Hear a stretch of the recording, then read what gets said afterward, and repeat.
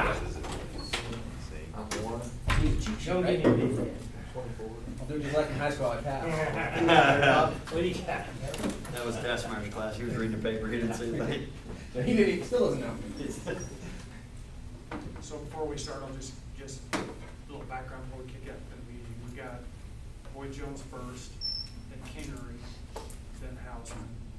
50-minute interviews. I'm gonna push them to stick at 15 to 20 minutes of their PowerPoint presentation that they're gonna give. In your packet are I can't remember, 5 or 6 questions that I sent to them last week and said you need to answer those questions as part of your interview.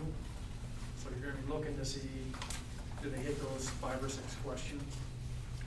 Again, 15, they'll probably go 20 minutes on the presentation. Shut them down there.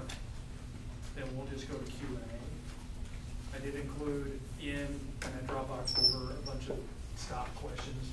You can ask anything. I mean, figure out what's really important for you,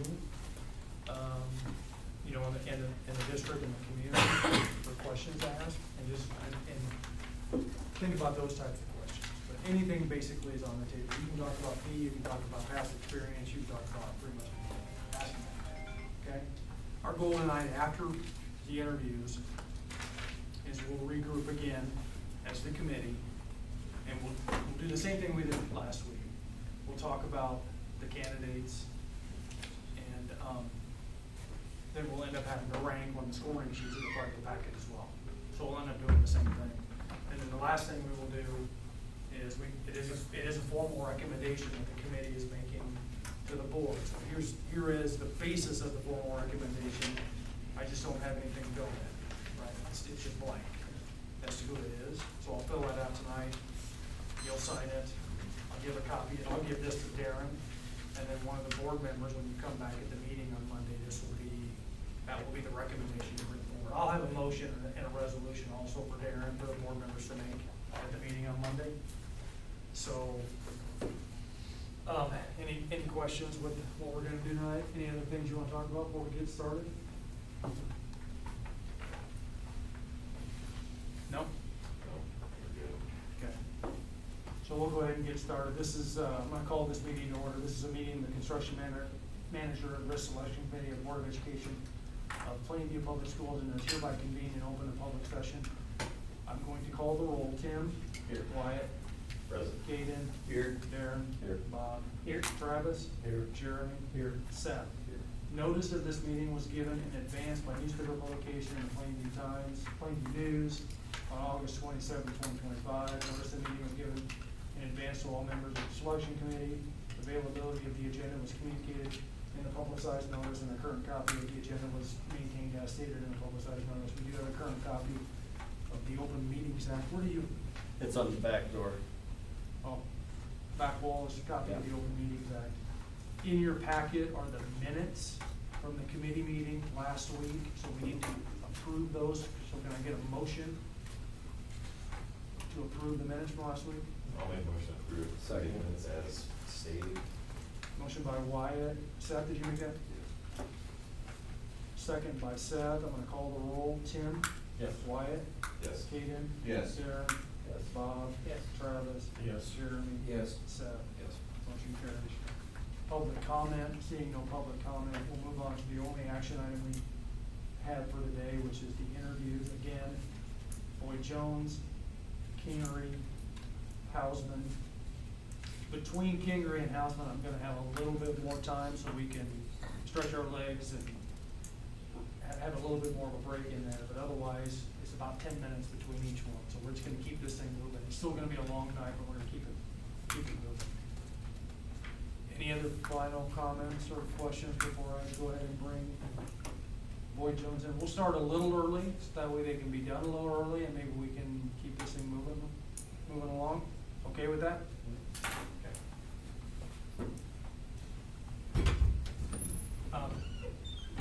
One other thing is, when they come in, a lot of times they want to do this awkward where they want to go around and shake everybody's hands, and I try to avoid doing that. So I'll make them sit up here. We'll just go around the room and introduce yourself and what your role is, board, architect, committee, community member, superintendent, whatever. Just do that, and then we'll turn it over to them. and then let them introduce themselves and what their role is.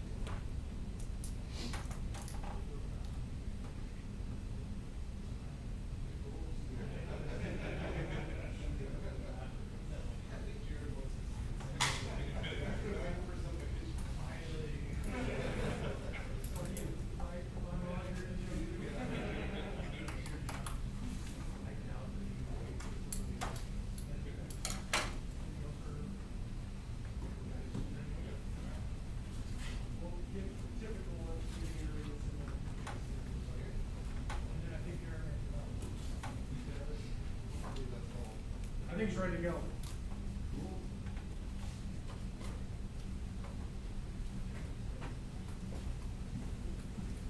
All right, this is how we're doing this. Put these back here on. That'd be the table back perfect. there. Yep, thank you. Back there. You want to pass these out as well? Go. Yep. Get a quick tutorial on Yep, it quicker. yep. So go forward and backwards. Yep. Forward, backwards, pointer, to the center. Back. You want to nice and slow. This is yours then. Back. You guys are ready, we'll go ahead and let the committee introduce, and then we'll turn it over to Boyd Jones to introduce, so we'll start right here. I'm Tim Rasmussen, board president. Wyatt Crom, Vice President Board. Kate Alexander, Board of Education. Seth Carter. Community. Travis Montgomery, community. Bob Soka, architect. Jeremy Tarr, community. And Darren Arnold, Superintendent. All right, so I'm gonna break this chain a little bit. We've got just a couple of stuff before we do our intros. There's a spot in the slide, if you guys don't mind, but, I just wanted to start and say that, you know, we're really excited to be here tonight. We feel like it's been a while, kind of building to this, and the moment is finally here, so we're excited to be here. But, doing a little research for, this tonight, I did come across something that I thought was funny, that the city of Plainview, one of the slogans now is the center of everywhere. And I feel like that's true, because I think I'm the only person in Nebraska that doesn't have I a showed you direct. that. I showed you Yeah, that. Jerry. Everything that we do tonight Don't is all take Jerry. credit. But it's, seriously, it feels like everybody has a connection to Plainview. Like, we have several people in our office, and you'll hear their stories tonight, but even when we did the pre-proposal, it seemed like every team had somebody that had some kind of a connection. So I thought that was interesting. The other slogan I found was the clown capital, but I couldn't find any good material for that. And, Once again, Jared. Yeah, and Mark Reckmeyer is terrified of clowns, so.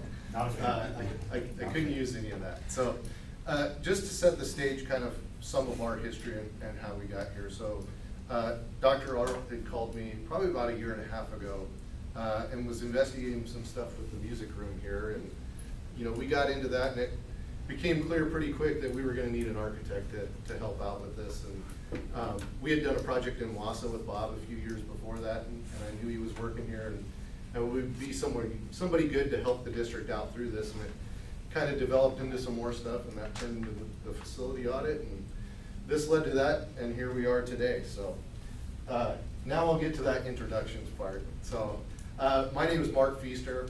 I'm our project executive on this project, but really my role in the company is I oversee all of our education projects and make sure that you guys are getting staffed correctly, that you have all the top people on your stuff, and moving forward. I'm Dr. Mark Reckmeyer. I'm our Director of Education Services and a pre-bond specialist. And my great-grandmother actually owned the Plainview Hotel back in the late 30s. See, everybody's connected. Yeah, somehow. Josh Seguida, pre-construction manager with Boyd Jones. I'm your numbers guy, estimating, and so I'll be working hand in hand with Mark Beckmeyer throughout this process. Scott Brown, Senior Project Manager. Been a project manager for over 29 years. I've done over 12 K through 12 schools. I'm Alex Zacharuski, the proposed project superintendent for you. What that means is I'm the boots on the ground. I'm on site every day, managing safety, schedule, quality. And one reason I'm excited for this project is I live up in Yankton, so it's a lot closer to home. So. Jared Jensen, I know a lot of y'all, some of us go back many years.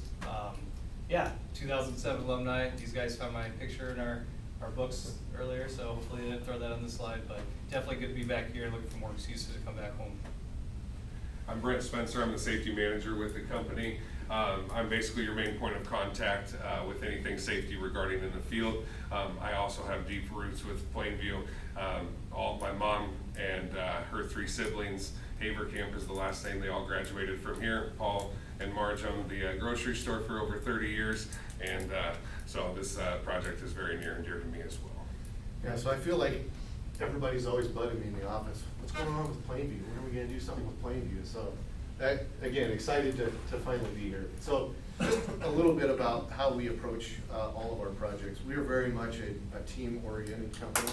And I think Dr. Arlt did a really good job during the pre-proposal of kind of laying out his vision for the 50-year plan is what he called it. Showed a lot of passion and really, knows what he needs from a school standpoint and how things work. Bob and his team at CWP, they know how to design your buildings, make all that work. And really what we're bringing is from a cost standpoint, scheduling standpoint, safety, and then assisting through those 3 pre-bond things. But really where the magic happens is when all of us are all working together on that. So you'll see some things about this as we go forward. Just, we want to talk about your projects, but I feel I need to give you a little bit about Boyd Jones. So education is what we do. K-12 construction is a little over 50% of our business. There's some other stats on the screen here, but really what it all boils down to is we know how to do education projects. We know how to keep your kids safe. We know how to set budgets that are going to last into the future. Also about our company, our office is in Omaha, but we work all across the state. Actually, a lot of our people are from towns like Plainview, done a ton of school projects, bond projects located outside of the metro area. So we feel like we're relatable and a good fit for your project. You guys asked us some very specific questions, at least in the prep for this, and I want to make sure that I get to all of those. But I do want to have 3 main themes that I want you to come away with from Boyd Jones in this process. The first one of those is just our commitment to Plainview. The second one is that we're pre-K-12 experts and pre-bond experts. And then number 3, hopefully it shines through that we're bringing forth an exceptional project team. So that first one I want to talk about is our commitment to Plainview, and since Jared does everything, I thought it would be good for him to talk about this piece. Not about everything, but yeah, so I left active duty Marine Corps 10 years ago, came to Boyd Jones. What really I like about this company is the small town values type of culture we have, so that's why I think it'd be a great match for this project. But so yeah, we're gonna make sure we get community involvement, pre-bond. I know that's been an issue in the region lately. Local subcontractor support, so whether it be Hudson Lumber to whoever else, we really focus on getting local contractors involved because it helps stimulate the community too. With that, local establishments, I've already got these guys going to Mary's with me, so they like the restaurant. And then I heard Cool Beans Coffee now is a thing here too, and a few other places, up and coming. So with that, with this job, we bring more people and help stimulate the economy in this area as well. So then we also like to support the local causes too. So that'd be something, especially with the school. We talked to Dr. Arlo too, and help support some of the causes as well. And when planning on pre-bond work, I'm the expert on that for our team. We know that's been an issue just this year in general. So with expertise going back over a decade of survey work, community engagement work, everything from focus groups to partnering in every aspect of getting to know a community in a school district and how to really engage them in the best way possible, that's what I'm here to help with. So here's a really quick overview. I know we have a lot of pre-bond work here and not a lot of time to explain everything, so hopefully we can expand a little bit more on that Q&A. So I'll be going over a lot of this very quickly, and if you have further questions, we can dig in a little deeper. But here's an idea about the timeline. We jump in on day 1. So right away, we start kickoff meetings, we start expectations and planning to make sure everything's in place. There's a right partnership between you all and us on expectations, how we're going to help, and what you need in order to make this a very successful bond effort. One of the questions that you were interested in is exactly the issue of some bonds that have been going on lately, one of them just south of here, and how we plan on helping with an issue of getting something passed. We actually had the fortune of talking to Pierce a little bit and understanding some of the issues that they saw with their bond issue. One of them being that their board, when they initially went through their vote, they had one dissenting vote. And something we really want to make sure is known throughout the board to get everybody on board and the community really knowing that this is something being supported, is that board vote isn't for, do we want this bond to pass? It's a vote on, do we want this bond to go forward into a vote? So that's something that's very important to get communicated, so that way when you go to the community, they see the whole board is on board with this bond issue being put forward. So that was one issue that they really saw as a hurdle. Another one was that they really felt that they needed more support from the very beginning. They needed all hands on board to talk, to be aware of what was going on, and to get the support, whether it was during surveys, town halls, community meetings, focus groups, all of those different pieces, so they were assured that they knew what they were doing, they had the right pieces in place, and we can do all of that with you, or as much as you'd like us to partner with you on that. And then the last piece was they ran up against the hurdle of an advocacy board that was against the bond. And that's something, doing the research ahead of time to understand that. I'll get into the next question a little bit too, but that's something to be aware of and really jump on right away so you don't run into a lot of those same issues. So we've really thought about that and work through mitigating some of those issues to help early on. And here is a very quick overview of all the different pieces that we do support and can't support. Again, we can go in deeper during the Q&A because I don't want to spend a whole lot more time on this. The next question was the ag-centric community, residential community. It's something we've worked with a lot. You saw that chart in Nebraska and how spread out we've been. We're very used to this. And it goes back to the Pierce aspect as well. And when you have differing ideas, you need to have everybody in the same room. You need to have everybody's voice heard and everybody really knowing and feeling like they're a part of this process.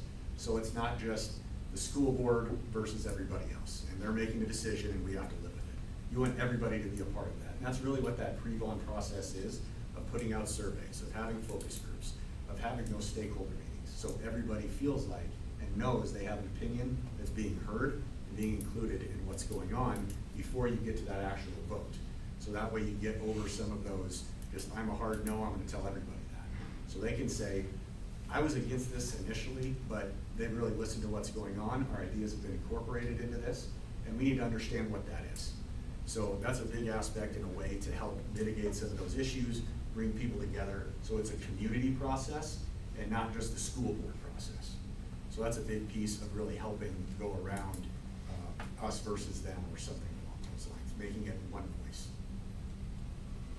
And we went ahead and put together a brief overview of every week, starting from when this is gonna jump off next week. Going through every week, what that's gonna look like through all 20+ weeks, all the way up until that vote on February 10th.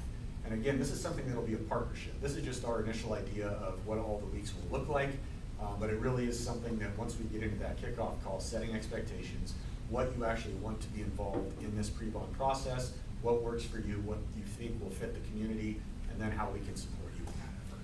Yeah, I think it's important in that kickoff call too, on the who's doing what to who in these pieces, you know. I think Tobin will be involved here, and Tobin does a really nice job with these, and we want to make sure that we understand, like I said, the who's doing what to who, and Bob's role and our role and the school's role. So. And this is just an example of some collateral that we can help create, whether it's websites, mailers, yard signs, flyers, whatever it may be, we can help support that effort as well. So this is just a glimpse of what that might be. And lastly, we put together a sample of some of the similar communities that we worked with on different bond issues and the pass rates that we've had on those bonds. So as you can see, we've had a lot of great success across Nebraska and Iowa with this, and Iowa having that 60% supermajority pass rate as well. So we have experience with a lot of success with these bonds. Thanks, Mark. Kind of the numbers, the budgets, right? That's what people almost cringe to a degree on some school projects and bond projects. So I'm gonna talk about that a little bit and how it kind of weaves what Mark and I do together. This first piece here, a few high-level steps, so to speak. Gotta get that initial budget. So that's, working with Bob's team and the scope and their surveys of figuring out what the school needs, what are the priorities, and I'll get into some of those tools after this as well. Huge part of this though is me and Mark Reckmeyer working together, the pre-bond piece, to make sure we're getting the right scope, taking it right out to the market so we know what to get priced. These are a few tools, and we'll start here. So this is an example of a cost item menu, so to speak. And like I said earlier, we're gonna get the survey, Bob's team is gonna go through this, and we're gonna pair cost with each item to see where the importance is for which items, whether it's the elementary, the high school, whatever piece you can think of. And ultimately be able to have this list so the board can see that and know, okay, what do we need to prioritize and which pieces can we communicate to the rest of the community on this is why we're doing it.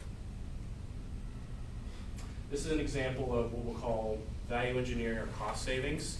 And this starts with me up front with pre-bond, but this doesn't stop here. It keeps going with Alex in the field, with Scott and his team through project management.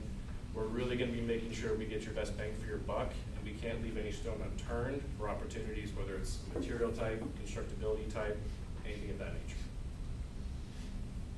This last example, there's several tools we use, but this is an example of a bid tabulation sheet. So say we're bidding out masonry or whatever have you, we're gonna lay all this information out. We're gonna say, hey, we've got 5 numbers here. You're gonna see that they have everything, they have all the numbers, and we wanna make sure that you guys don't have any question marks once we bid work out and you guys are spending the community's money to know where this is going.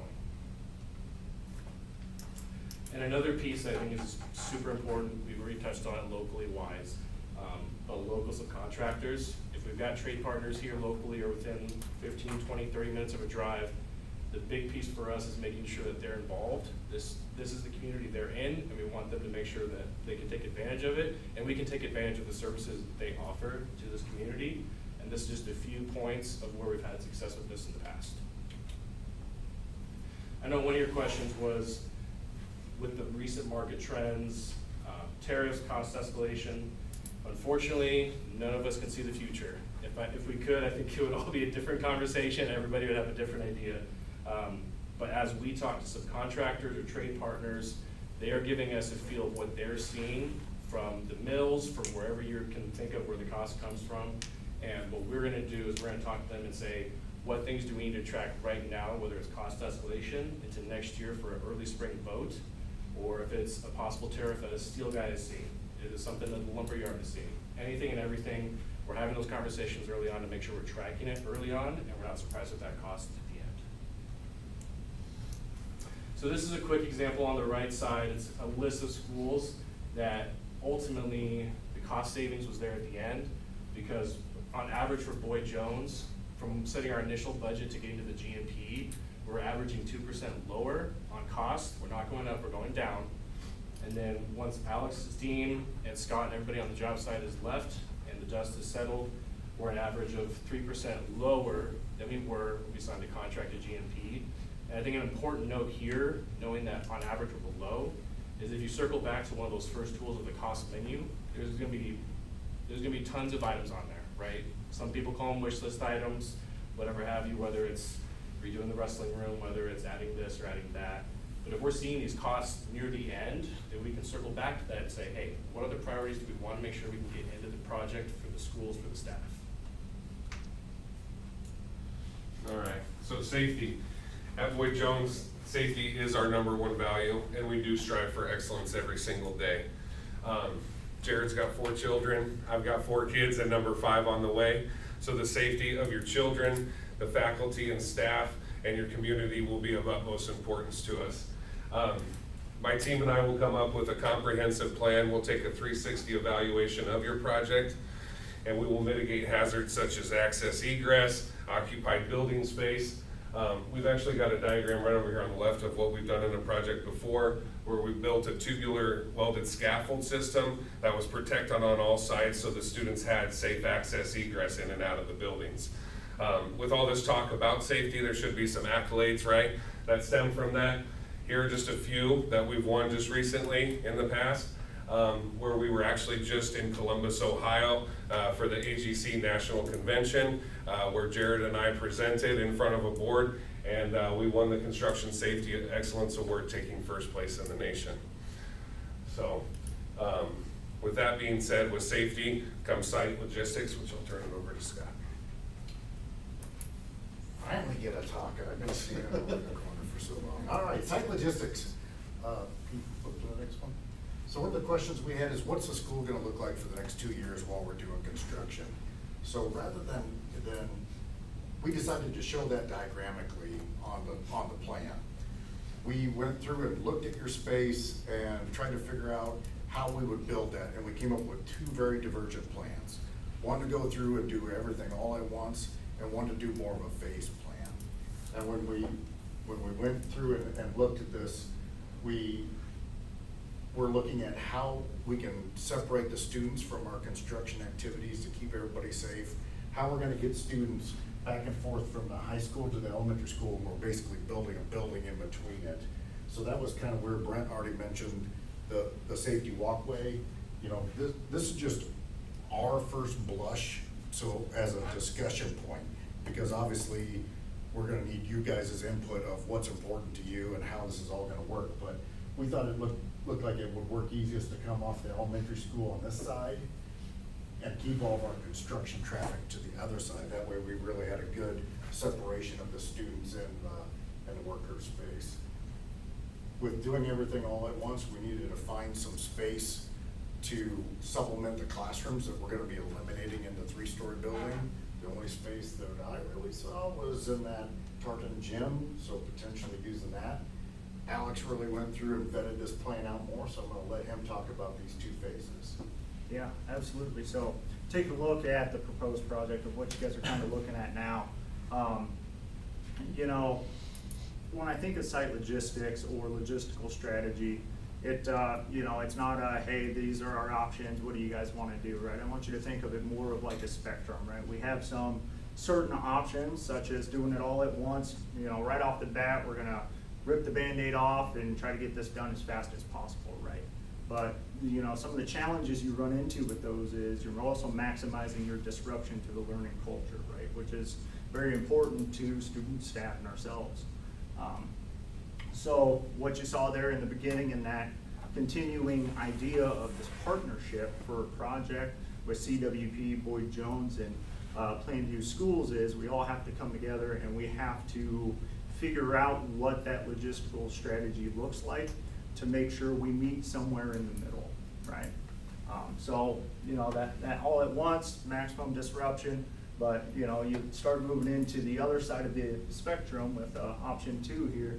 You know, you start thinking about how can I phase this out? Maybe we can build this structure over here completely, be able to move kids into that, and then we can start another part of it, right? It might take a little more time, but you're also minimizing that disruption to the learning culture, which is very ideal. So just the point I want to leave with this is, you know, we can't come into this and say, here's your logistical plan, this is what's going to work, because that'd be a lot, right? We're the construction experts, the design experts, but you guys are the school experts. You guys know what activities you have, what classes you have, and everything else. So figuring out, you know, where that middle range is what we're going to have to work together to find out. We're eliminating a wrestling area as well. Yeah. So we need to find a place to supplement that. That's where we thought that maybe that Tartan gym might be a good option for that. I haven't focused on the rest. Yeah. Did you guys know Jared built that wrestling room? He's told you how. That's why we need to tear it down. Child labor, that helps. Yeah, that's These exactly other guys why. probably did too. But another question that you guys asked here is, you know, provide some examples of some challenges we ran into and what we did to solve those issues. And it also ties into site logistics is, you know, adaptability is the point I want to get across there is, yeah, we're going to come up with this game plan before we even get started. But as soon as we get into this project, we're going to run into challenges that's going to change that game plan a little bit.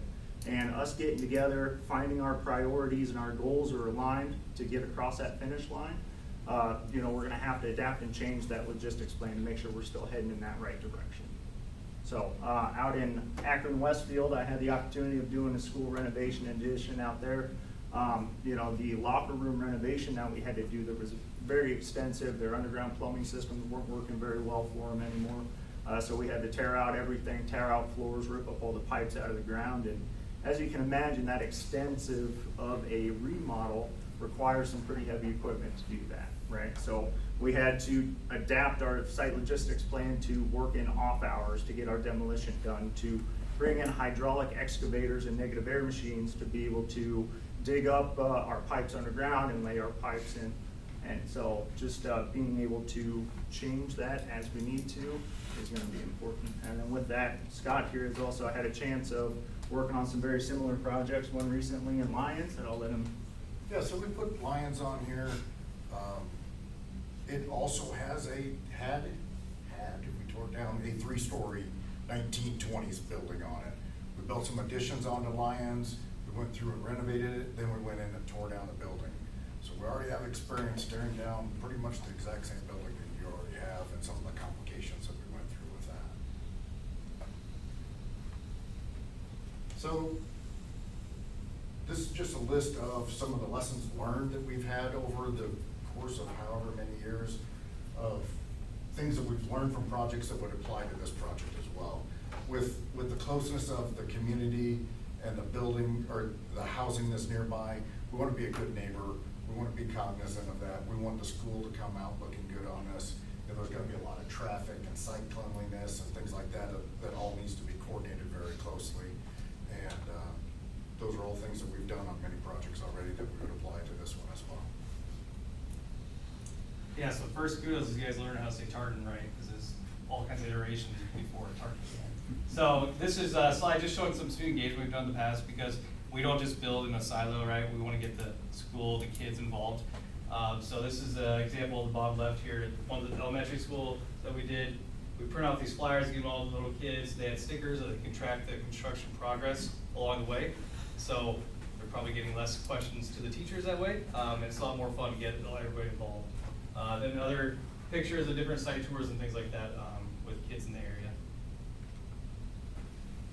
So, I know Derek's gonna make me hurry up, so I'm gonna finish here, but just again, wanted to reiterate those points that I wanted you guys to get from us. So hopefully you heard some connection to the community, some of our commitment, what we plan to bring.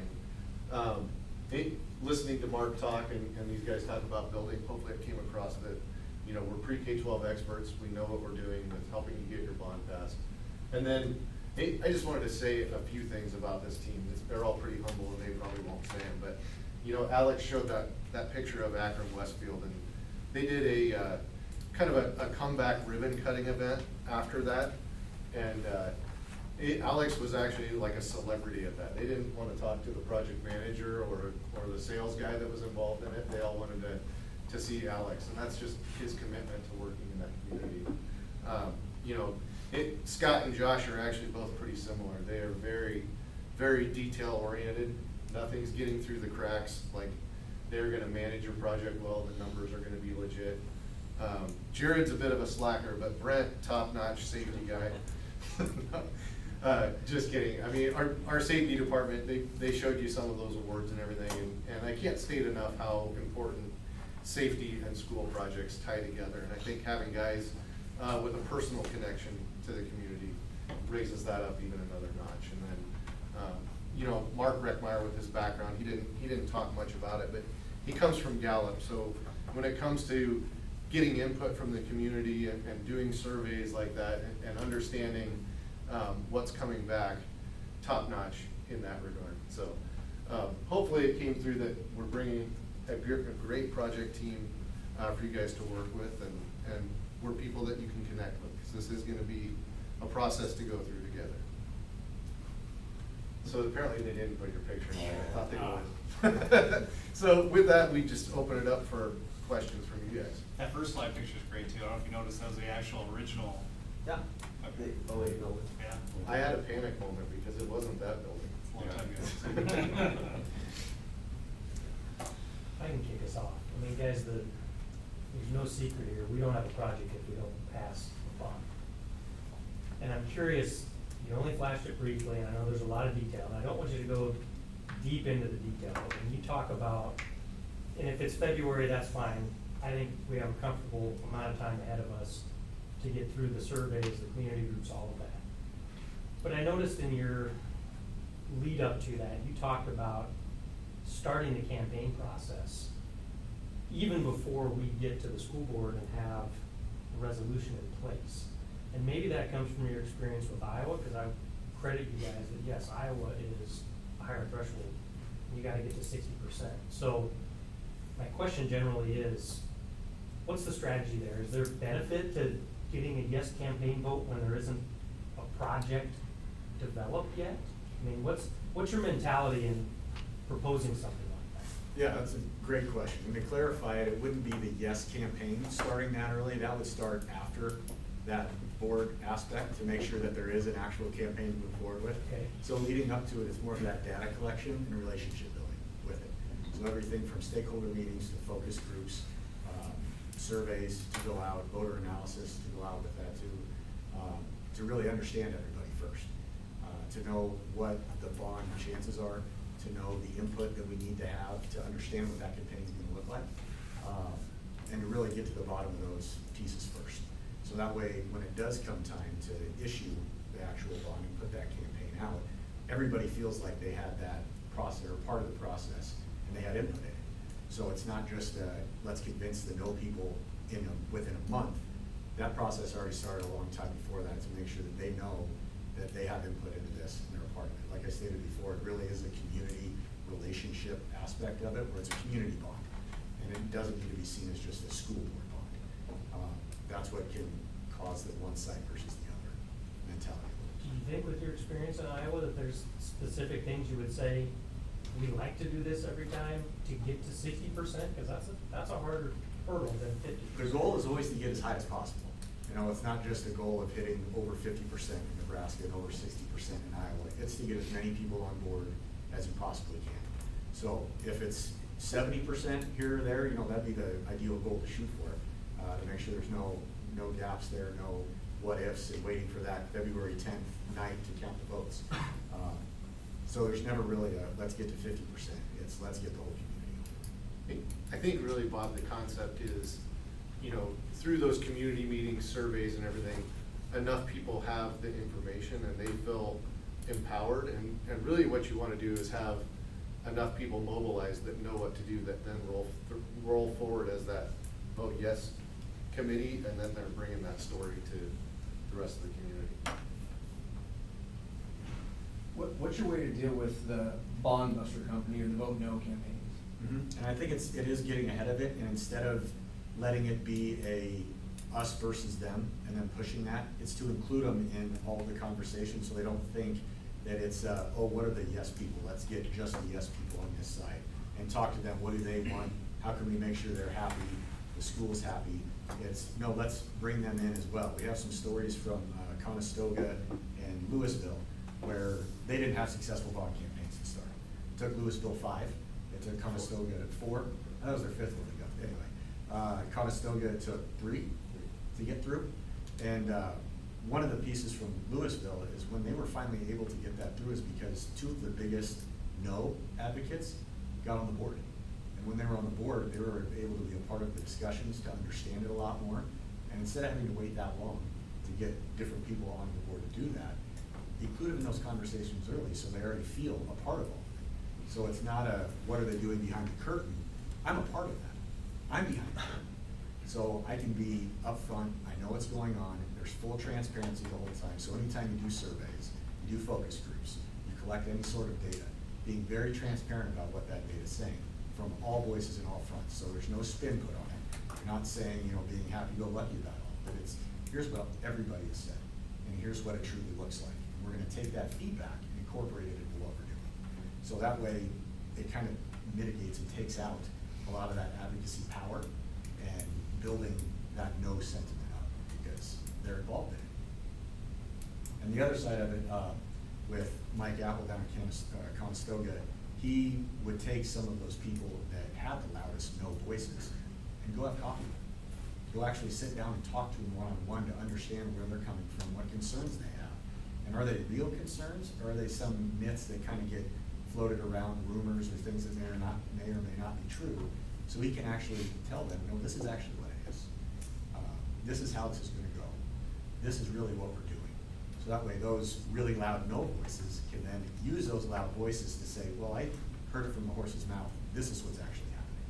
So you can kind of flip the script on that, turn it around from a heavy no to, well, that's not actually what's going on. Here's the facts.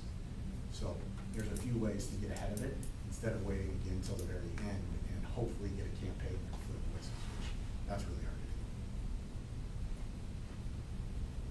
We've got a majority ag property stakeholders compared to Pierce, who had a majority residential property stakeholders. Gives me the sense that maybe that we've got more of an uphill struggle. So, you know, the mantra of it's bad time, we just can't afford it, corn prices are low.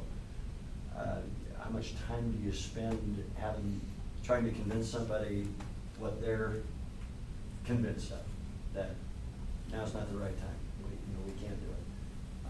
Because they're gonna bear a more significant burden, and they'll find data to prove that. Probably isn't hard to do, but, you know, how do we, you've already addressed a lot of that, but how do we focus on getting our ag land taxpayers to consider voting to raise their taxes? That's a great question. I know that doing some research, I know that you guys have already taken some great steps towards that. You have the lowest levy that you've had ever, that you just went through. Since TIOSA, I was corrected by my local newspaper publisher. Okay, well, there you go. For in a long Back time. In the 30s, it was lower. In a but long time, about 100 years. Yeah. So with that, you're also more than 10%, I think, lower than any surrounding communities. And I think Pierce was at 73, something like that. So that's a major point to talk about. You've already tried to make some big strides on that front to ease the burden on everybody. Along with the recent LB2 bill, it was 2022, 2021 when that went through, to also help some of that burden. So to talk about the big advancements that have been made, both concerted effort on y'all's part, as well as the state side of it, to ease those pieces, and then to show that compared to everybody else around, Plainview has it pretty good so far.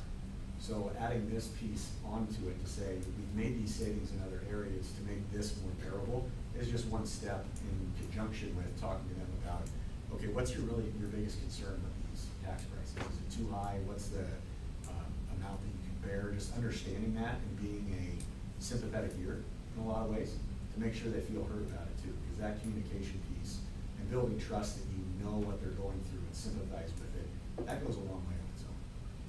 I think, maybe in a simpler form too, it's showing the case for how this benefits them, why they want it, right? Like, more than them that don't want it are gonna have to want it for it to pass, right? So it's kind of in its simplest form. And also talking about, but I know we've said multiple times when we've talked to each other that this is only gonna get more expensive. If the longer you wait, the more expensive it's gonna be. So if you don't have something done now, if you wait 5, 10 years, you know inflation isn't going away. So it's gonna go up. You talked about that when we were outside, just when they tore down your 08 building and, wishing they would have done something with your 20s building earlier, so. And the last part of it is with the different ways of collecting data and information from them, whether it's informal conversations, finding the other areas that they care about too. So even if that tax piece is a really big aspect that they just can't get over, if there are other things that they see as a big plus that they would be in favor of something like this, leveraging that. So at least it provides some wiggle. So when the 50-year solution has got something for everybody, right? To get support from these different stakeholder groups that are focused on CTE or performing arts or early childhood. But that also drives up the price, and so when you start to prioritize and say, well, we can only digest X amount, you're gonna lose some support when you say, well, then this piece has got to go and that piece has got to go. Right. But those are just natural parts of the conversation. That's exactly what Josh was talking about with that tool that he was showing with the budgets. That's a live interactive tool that we often will use, like in a large group room where people are having these discussions on what they would support, what they wouldn't support. It's an interactive, you change the X's, it changes the dollars at the bottom. So that's a tool that we often will use to build kind of like a consensus for what is the right project, what are people gonna support. And I would add on top of that, when you're looking at that list of options, for the first 2 times, you're gonna think, I have no idea what's in these 4 or 5 out of 20 or 15 or whatever it might be. But half the time when I've worked with other communities, they're like, wait, what if we split that piece here and look at that differently? Could someone else in the community volunteer their time, materials, equipment, whatever, to help with the smaller portion of this, but we make sure we get the commercial side, the infrastructure, the shell, or get creative with what we know has to get in there, and then we can come back later and have a much easier conversation for cost down the road, if need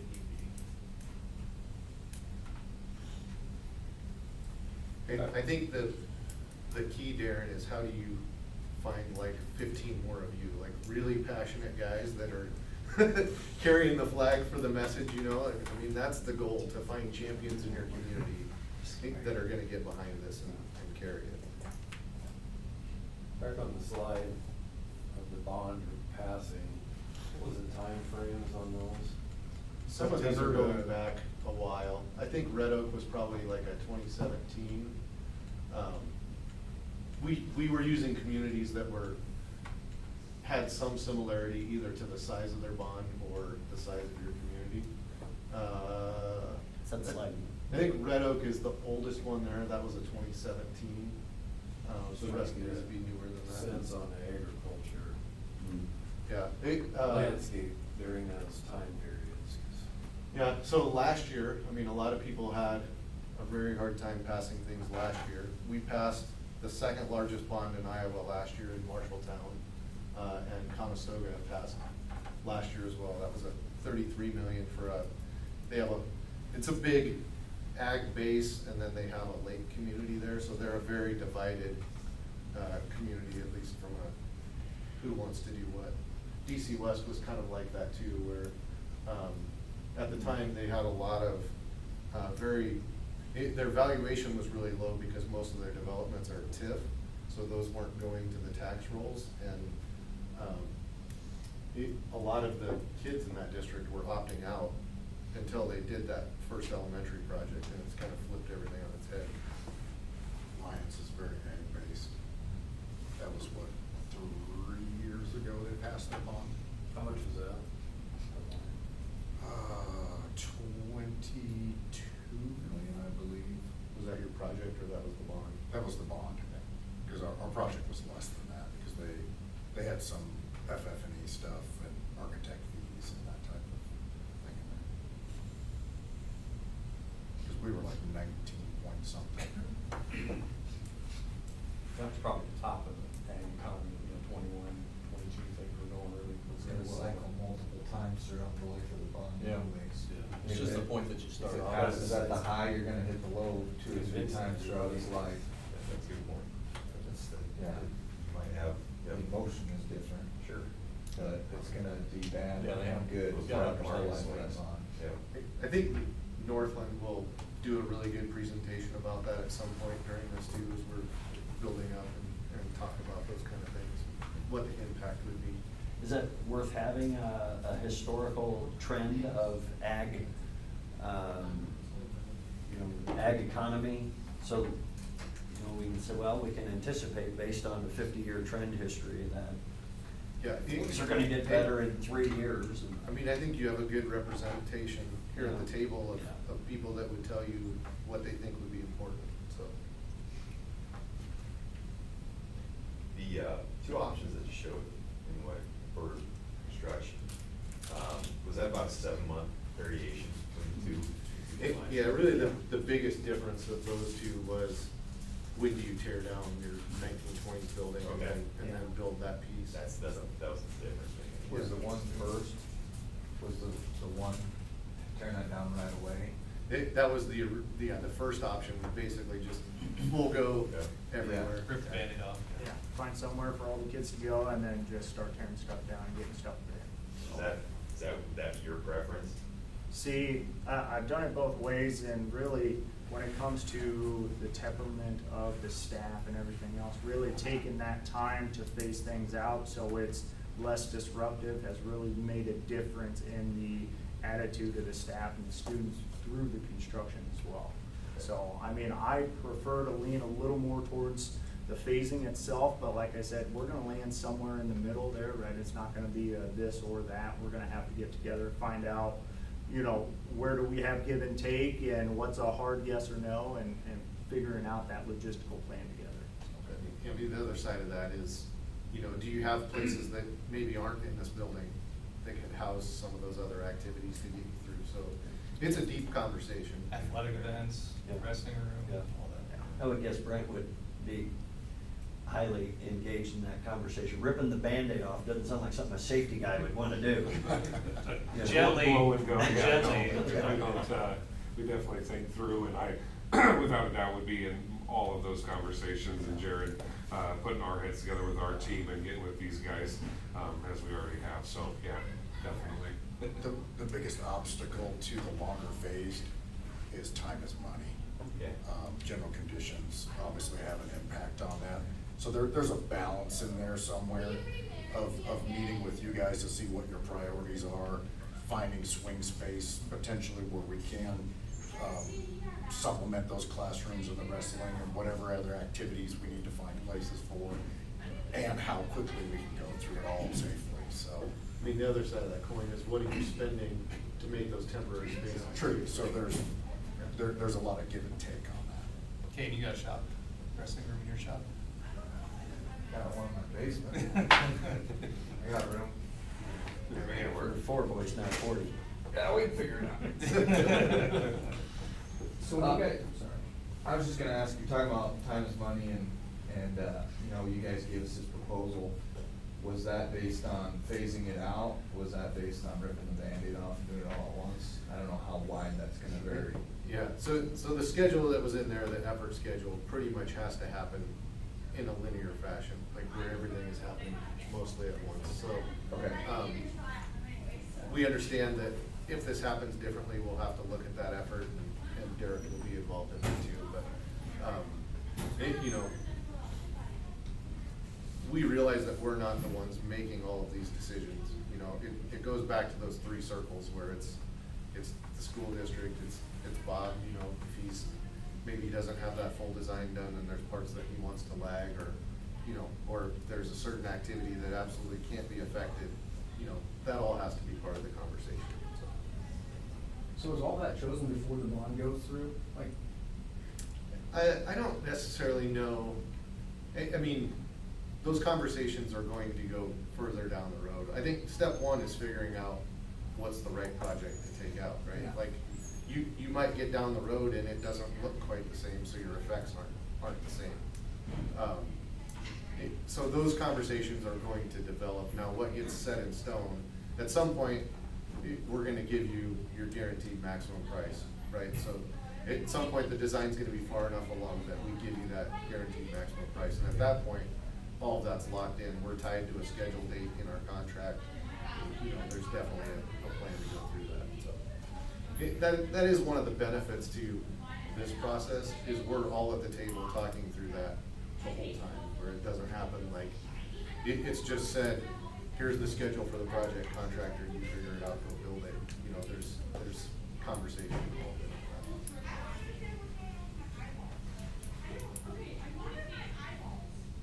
the other question I have, I guess, probably for Alex, is how do you communicate with like the staff? So it won't affect probably us a lot more, but you know, like, is it weekly? When there's a problem, what do you do? Like, how does all those things come together?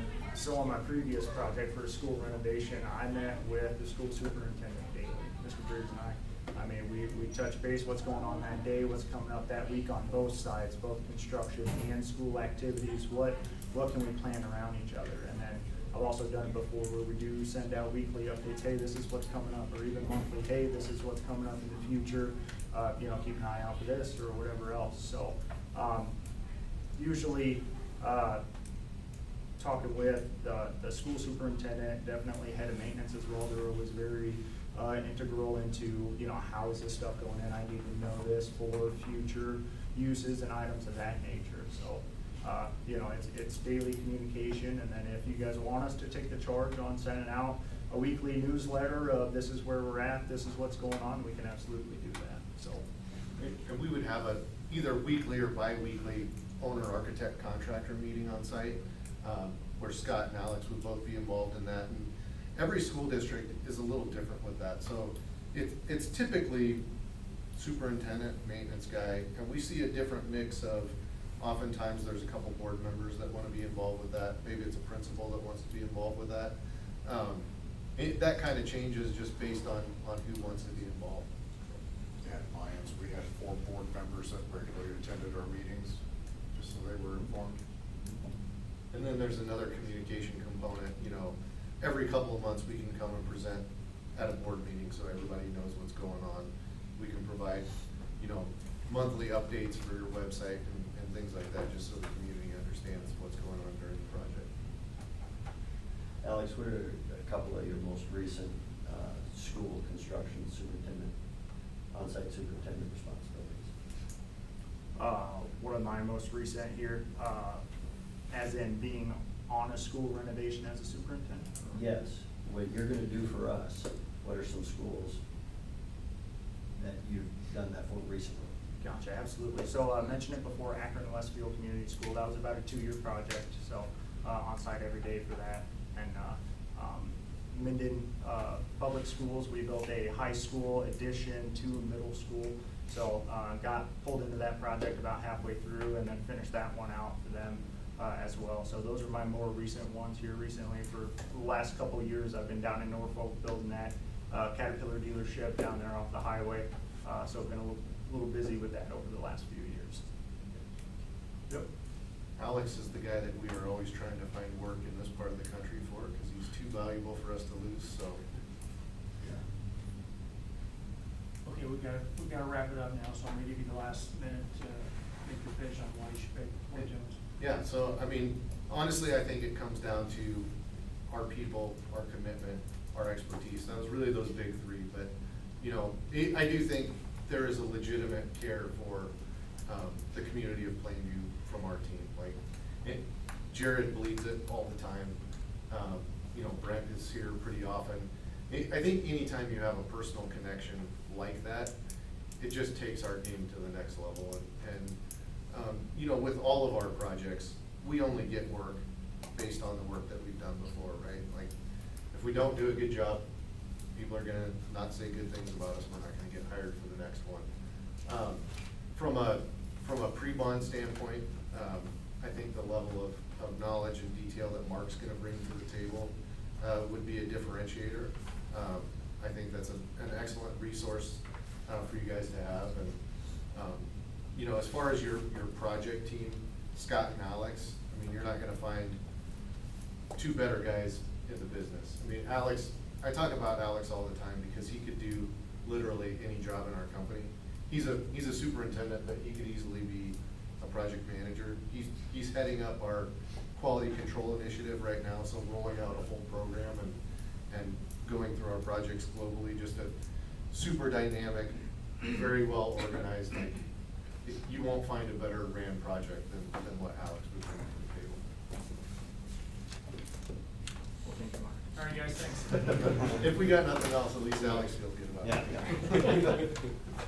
So, All right. yeah, thank you guys so much for having us. Thanks. We Thank you, really guys. appreciate it. Thank you all very much. Appreciate you guys. Thank you. Thanks. Can we do the board? The what? The board, yeah.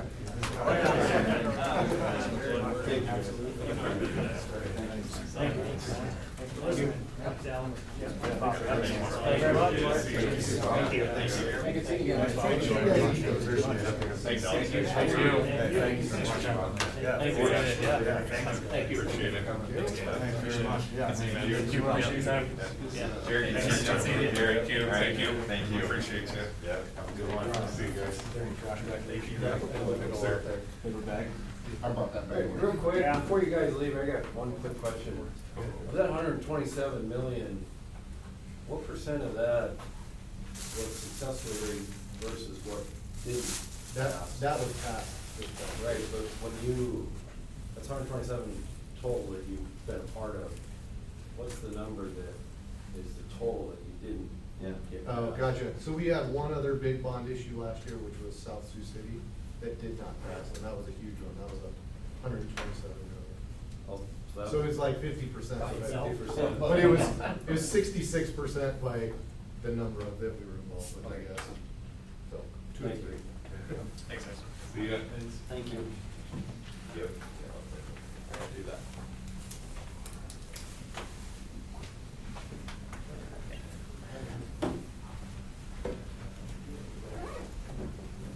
So we'll start the next one at 6:05, so we got 7 minutes. Did they answer your question? Yeah, no, I think. You wanna know how many have failed? Well, I mean, you No. know. You're sorry to showing be late- late successes, to the- but they might have had. Late to the dance, but it just popped in my head when I'm looking at that number, I'm going, okay, that's great, that's a lot of money, but did you have 350 million fail? I mean, you know, I don't, Mhm. and I'm getting an education on this, it's not what I do. No. That's a big project, 167 million. Sounds cool. Wow.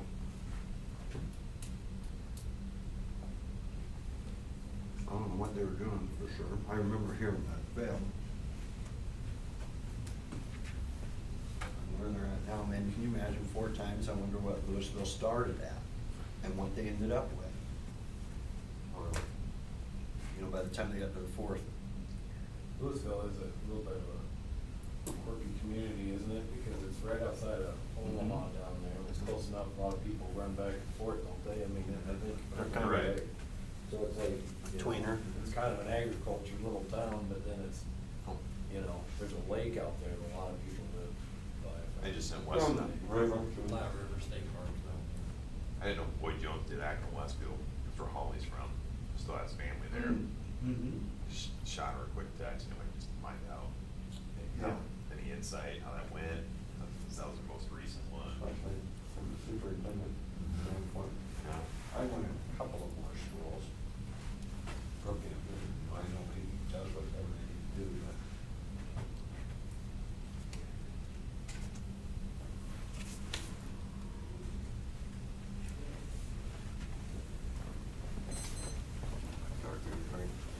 Your brother bring you something to eat?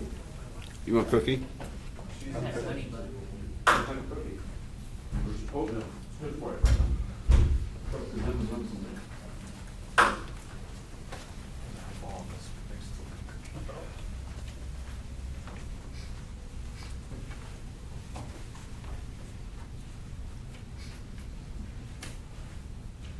Can I take, you're gonna let these selection sheets all back, because these ones? Just keep everything separate together.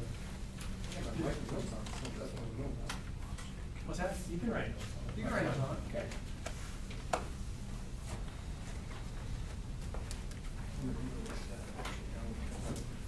That's the whole point, that's what it's, just, write notes on it. Yeah, front, back, forward, doesn't matter. Some drum flowers, you know. Where was King based out of? What are they? King's out of Lincoln. Where's Boyd Jones at? Omaha. Houseman's up there. Well, Houseman's out of Lincoln, closest to it. They started in Omaha, they're in Lincoln, they're in Norfolk. They started in Lincoln. They started in Lincoln. Howland, They've got offices. they have an office in Norfolk now. Yeah. They've had Norfolk for a while. They're in Denver, they're in Kansas City. They're not 20%. Okay, so we're gonna turn the light on. Turn this on.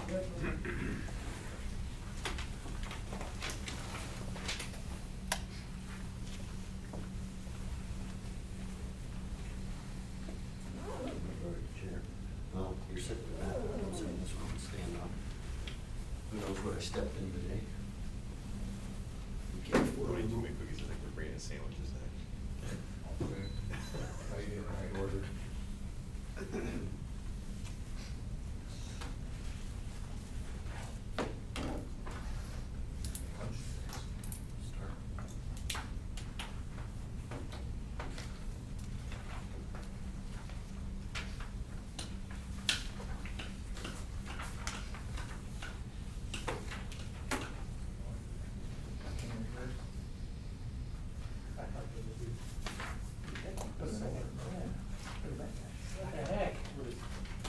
put them in order of the interviews, Derek. I did, I put them in alphabetical. Well, thankfully, you put, I wasn't ordered at that. You would scored them better or worse? who knows? No, I would've just put the comments on the wrong sheet. Maybe I could, but thank you.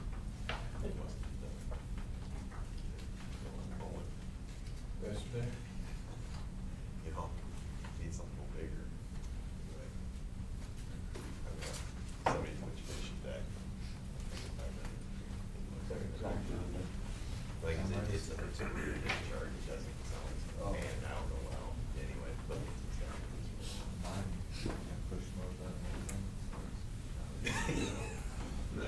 I got a 61-inch Ferris. That's what I got too. I like that. The only thing I don't like is that. There you go. Sure does.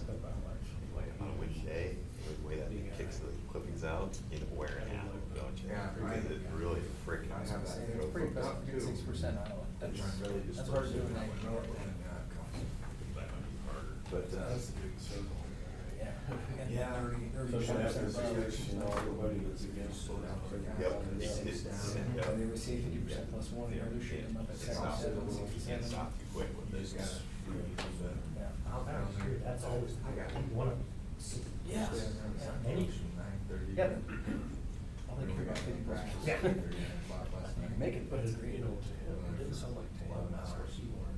No, Excel, yeah. You got dual fuel tanks on that thing? The high percentage for the next. I got the duals next on company. mine. That's what my dad has. He really was like a residential version. I got a 2200. Yeah, so I say, have you met Doug? I have 800. That's what I wanted to say. I think it's the same engine, same size deck, so it's not built as heavy, it doesn't have two decks, or it doesn't have two tanks, the deck is thinner. I think my dad has the same one, but he's got two of those. You're gonna have, you're gonna have 30% all gas, 30% all gas, that middle area, you gotta run power. His is definitely a heavier duty motor. Mine's fuel injected though, I like that. Yeah, mine Is yours? Yeah. You must have got yours. No. Mine was the This is first my- year they made it. This is my second one. Yeah. I had these 2100s. Okay. My managers I've never first had had it. it. And, it would have, 3-year warranty on the engine, like $39 a month with the engine. You know what's yours or anything? or- Yeah, that's fine. You stand it? Yeah. Go ahead and just stand it.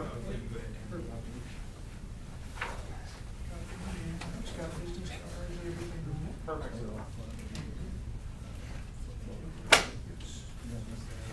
Thank you.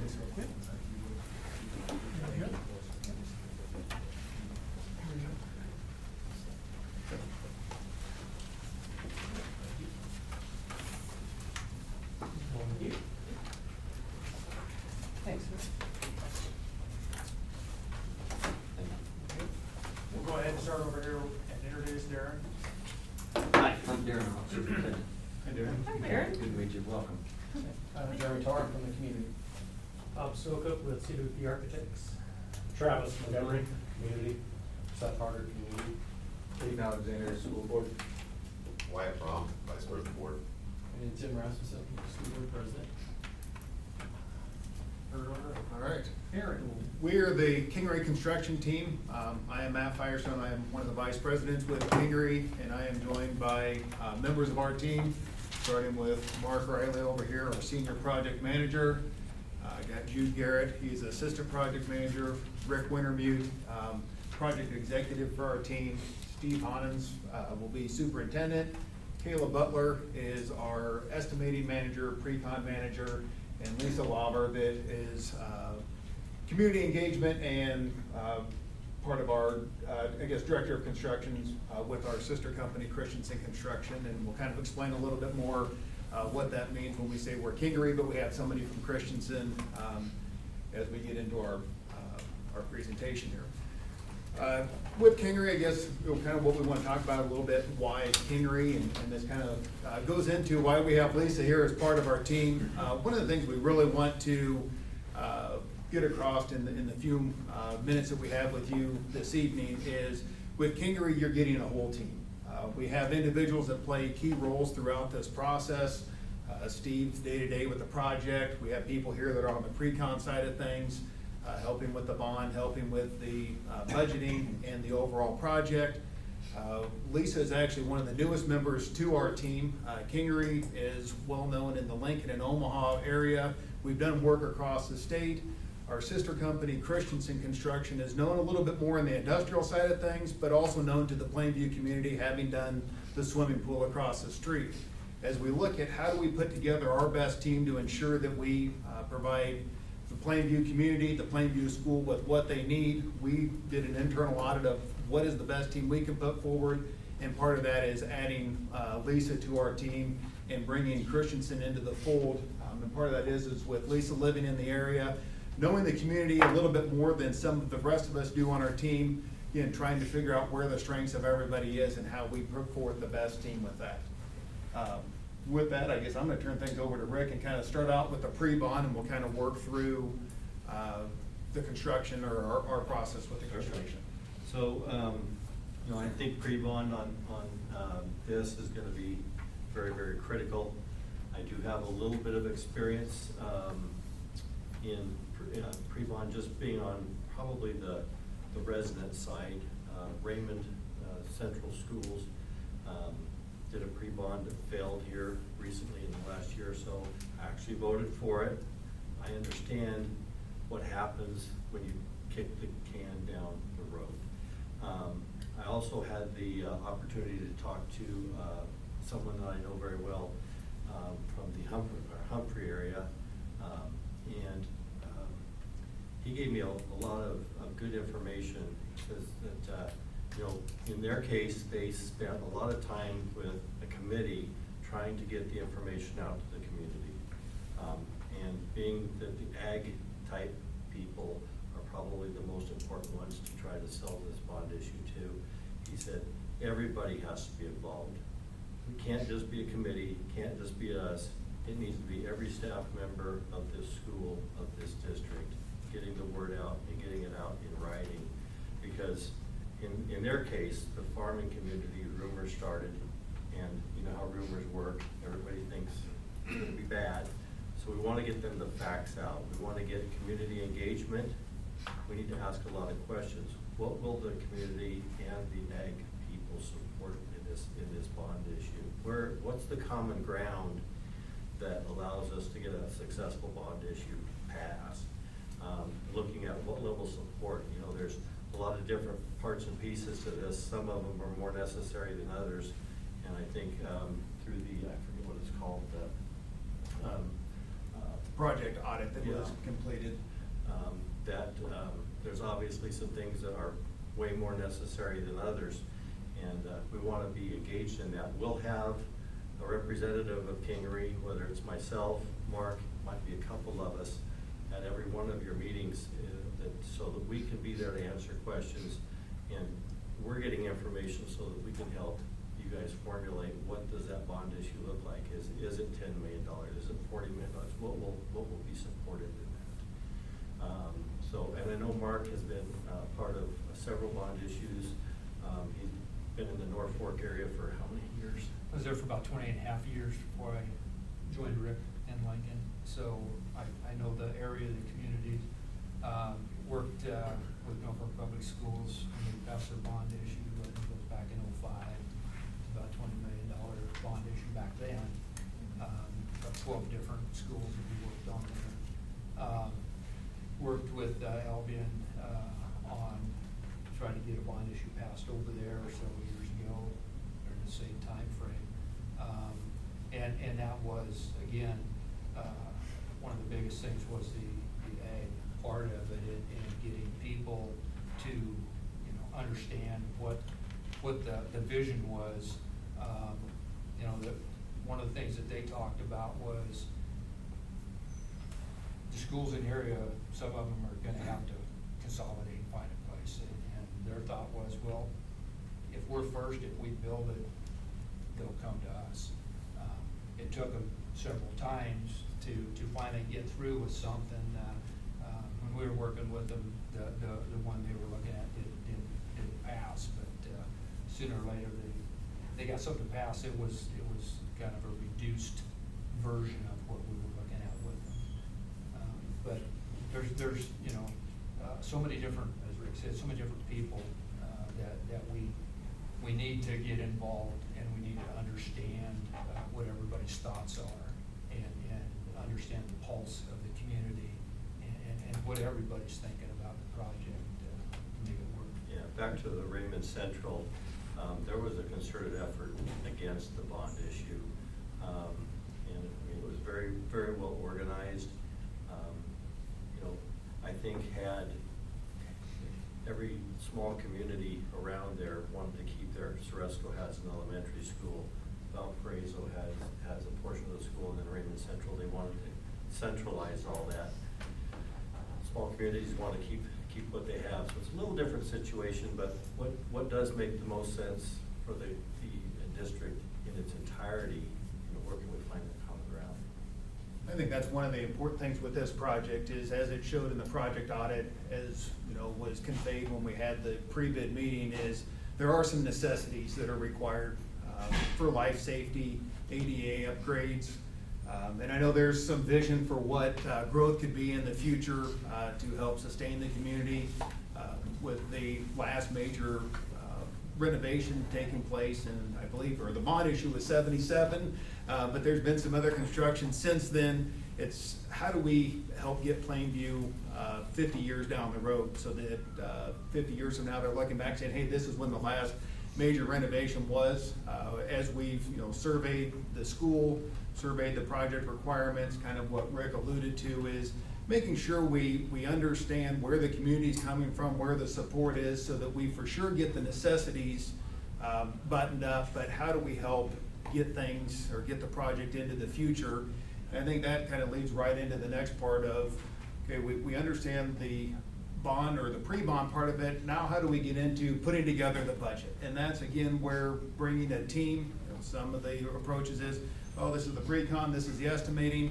Kingery's approach is a little bit different, having someone like Steve that's here looking at the constructability of it, taking the experience of Kingery as a whole with the many school projects that we've done, with Mark and Rick, bringing Kayla into the fold with the pre-construction. One of the things that we know is money isn't in the abundance really in any project. There are budgets. So how do we figure out what is the best bang for the buck? And it's not just giving that lip service, it's finding, what products are going to not only serve the needs, but lower maintenance, have the longevity, so that we're not taking funds from the operating budget to keep the school up and running, that we're not repairing things a few years down the road because it was cheaper to get it built that way, that we're looking at the bigger picture. And I think again, that's one of the unique things that we bring to the table is our approach. It's not just here, the estimator, go and work with this. And Kayla, I guess I'll let you kind of speak a little bit to the process that we go through with putting the price together and kind of how you work with the team on that.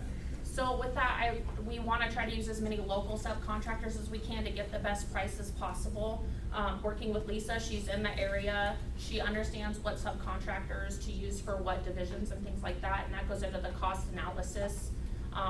I grew up in a small town of 400 people. I understand how much the dollar really is. So finding the most reliable resources comes along with estimating. So we meet as a whole team. It's not just me putting the estimates together or Rick or Mark. We all put our heads together to come up with the best possible pricing to stick to the budget as possible, whether it's maybe suggesting an alternative that may not have been thought of before that could be cost saving, but also have the longevity of keeping things down the road for years to come versus like Matt said, repairing it every couple of years. One thing I want to add to that, Kayla touched on is, not only just evaluating the subcontractors, using the local contractors where we can, but it's engaging those contractors early on in this process. So as we formulate the budget, we work towards that GMP, we're working with realistic and real numbers. It's not just something that we're basing off of our historical information. Steve spent the better part of 10 years in North Fork, 8 years up in that area. So we have a lot of experience working in this area with the vendors, with the subcontractors, to ensure that we are not only getting the best pricing, but making sure that those are contractors that are supporting the local communities the best that we can. At the end of the day, we want the best product for the school, and not compromising that quality with cost, but making sure that we have the best big picture with that. I think, you know, going from the pre-construction and really my role kind of in the whole thing, we've talked about the project, talked about the estimating, is trying to ensure the continuity through the whole process. There's a lot of phases in developing this process, not just the project itself, but going through the pre-bond, through the budgeting, the GMP, and then actual construction.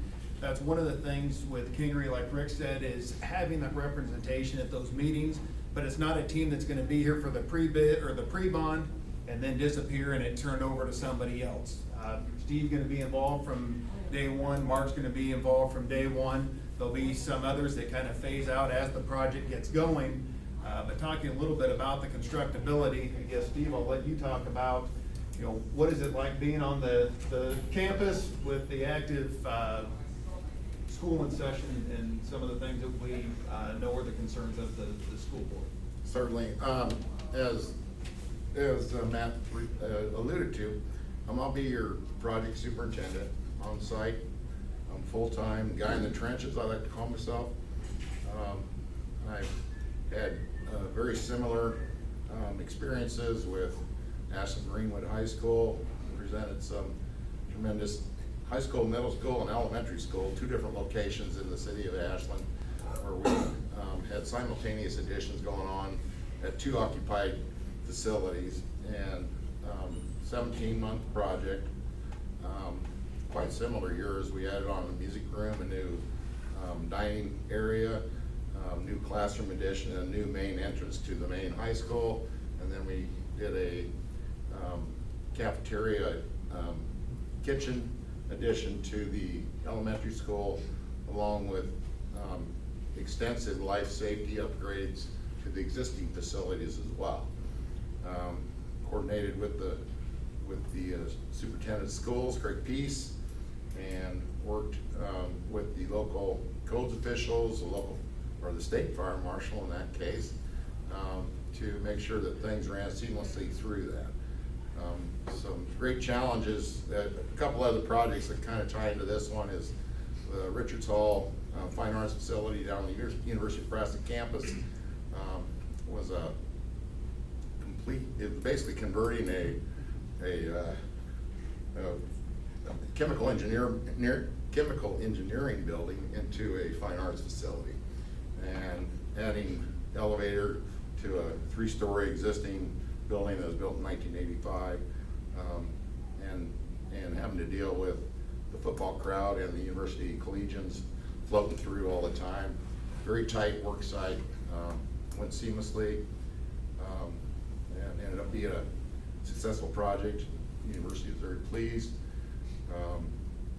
The Meadow Lane Elementary School was another project where we did 7 additions to an existing school facility.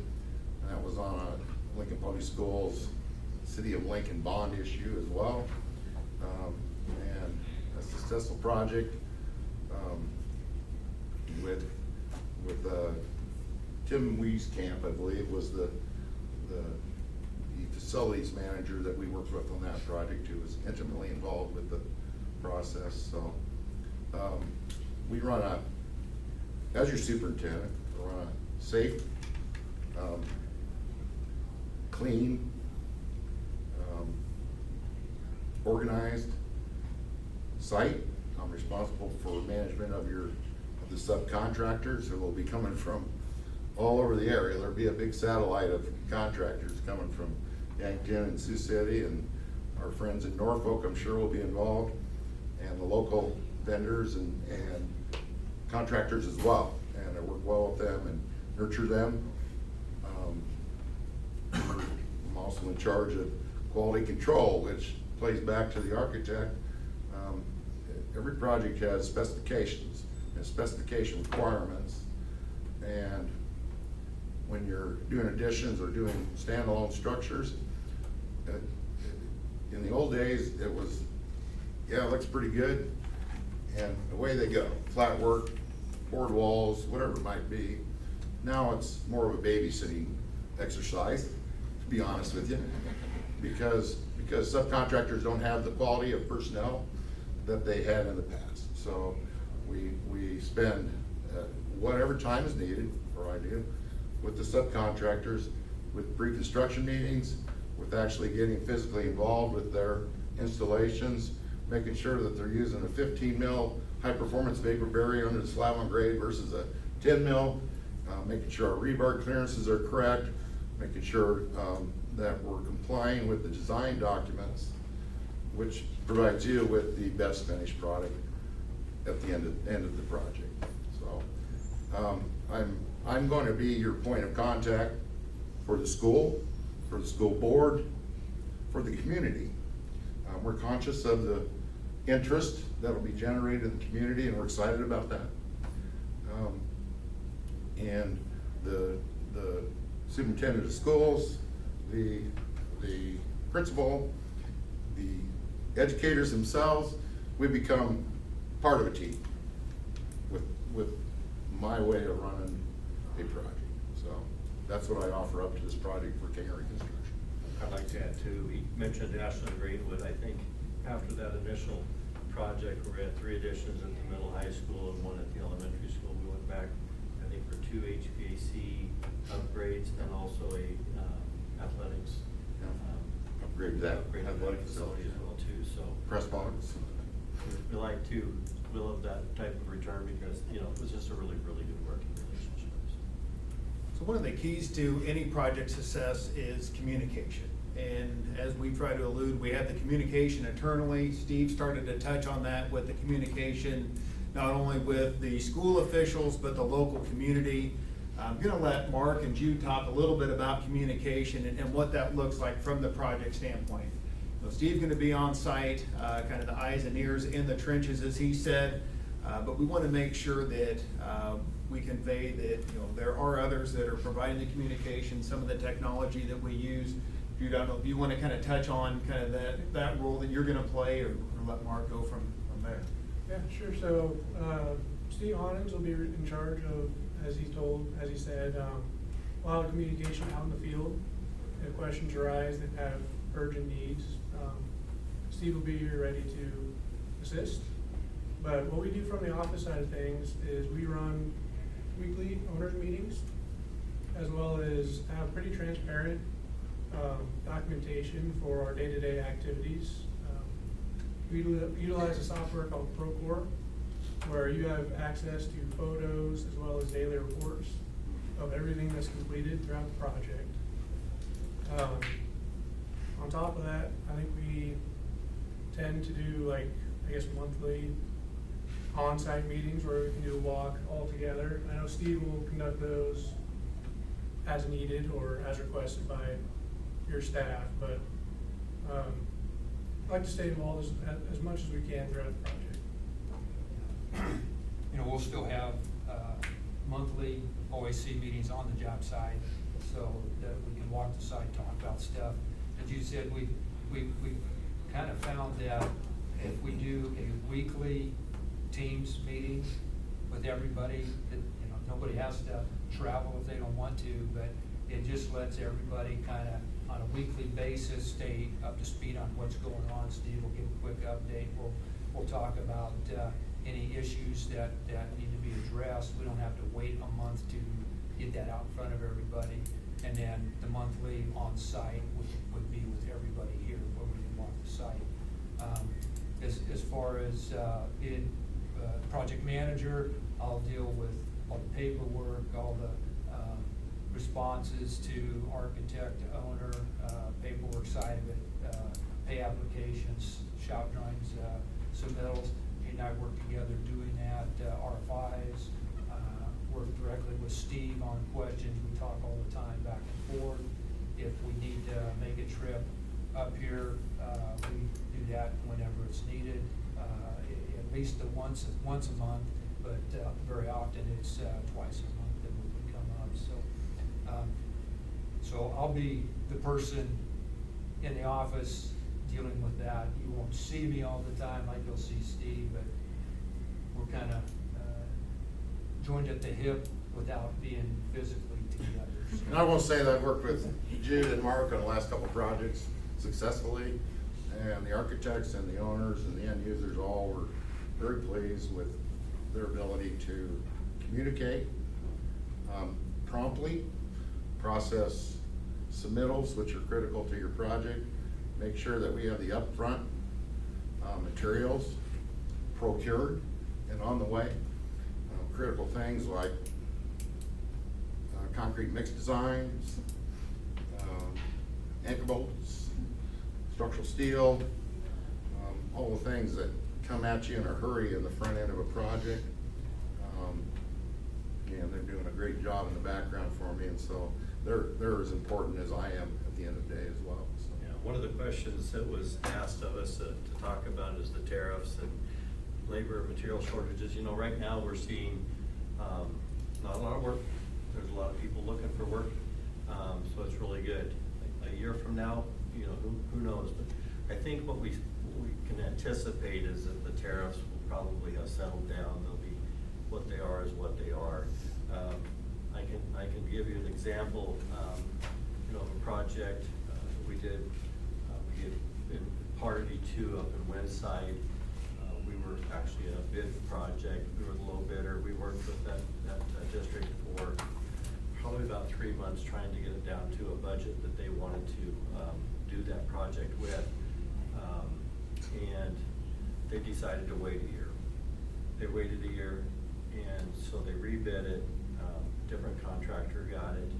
They actually got less building for more money than what we had offered a year previously. So the big thing is getting the bond issue passed, because it's never gonna be as, I don't wanna say cheap, but as inexpensive as it can be economical to build a building now as opposed to waiting till another bond issue. So that's really the critical issue here. I think we could all stand up here and chat for hours, if not days, about this. This is what excites us. It's the stuff that we do day in and day out. We want to make sure that we are cognizant of the time and know that you probably have some questions for our team and want to make sure that we get those answered. So I think with that, we'll open it up to questions and let you fire away.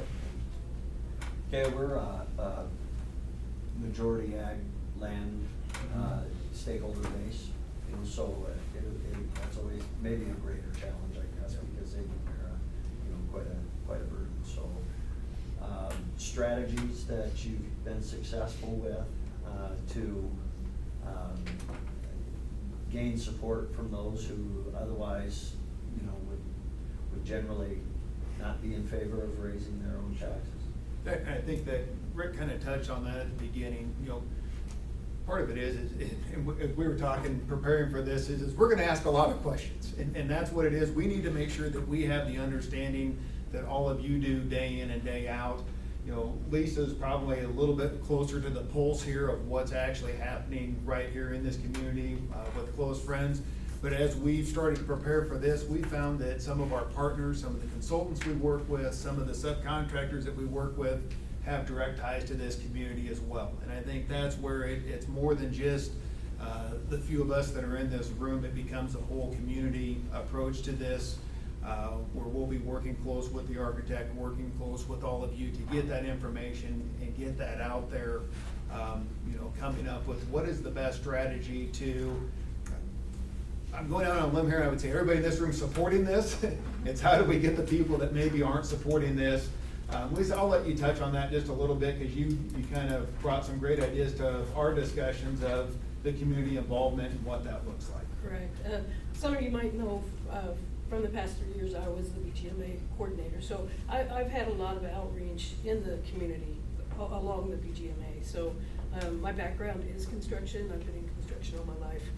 Took the BGMA as a passion, you know, for the outreach. So I do know a lot of individuals in the area, not only from my family, from my husband's family, but we will do the community outreach that is necessary.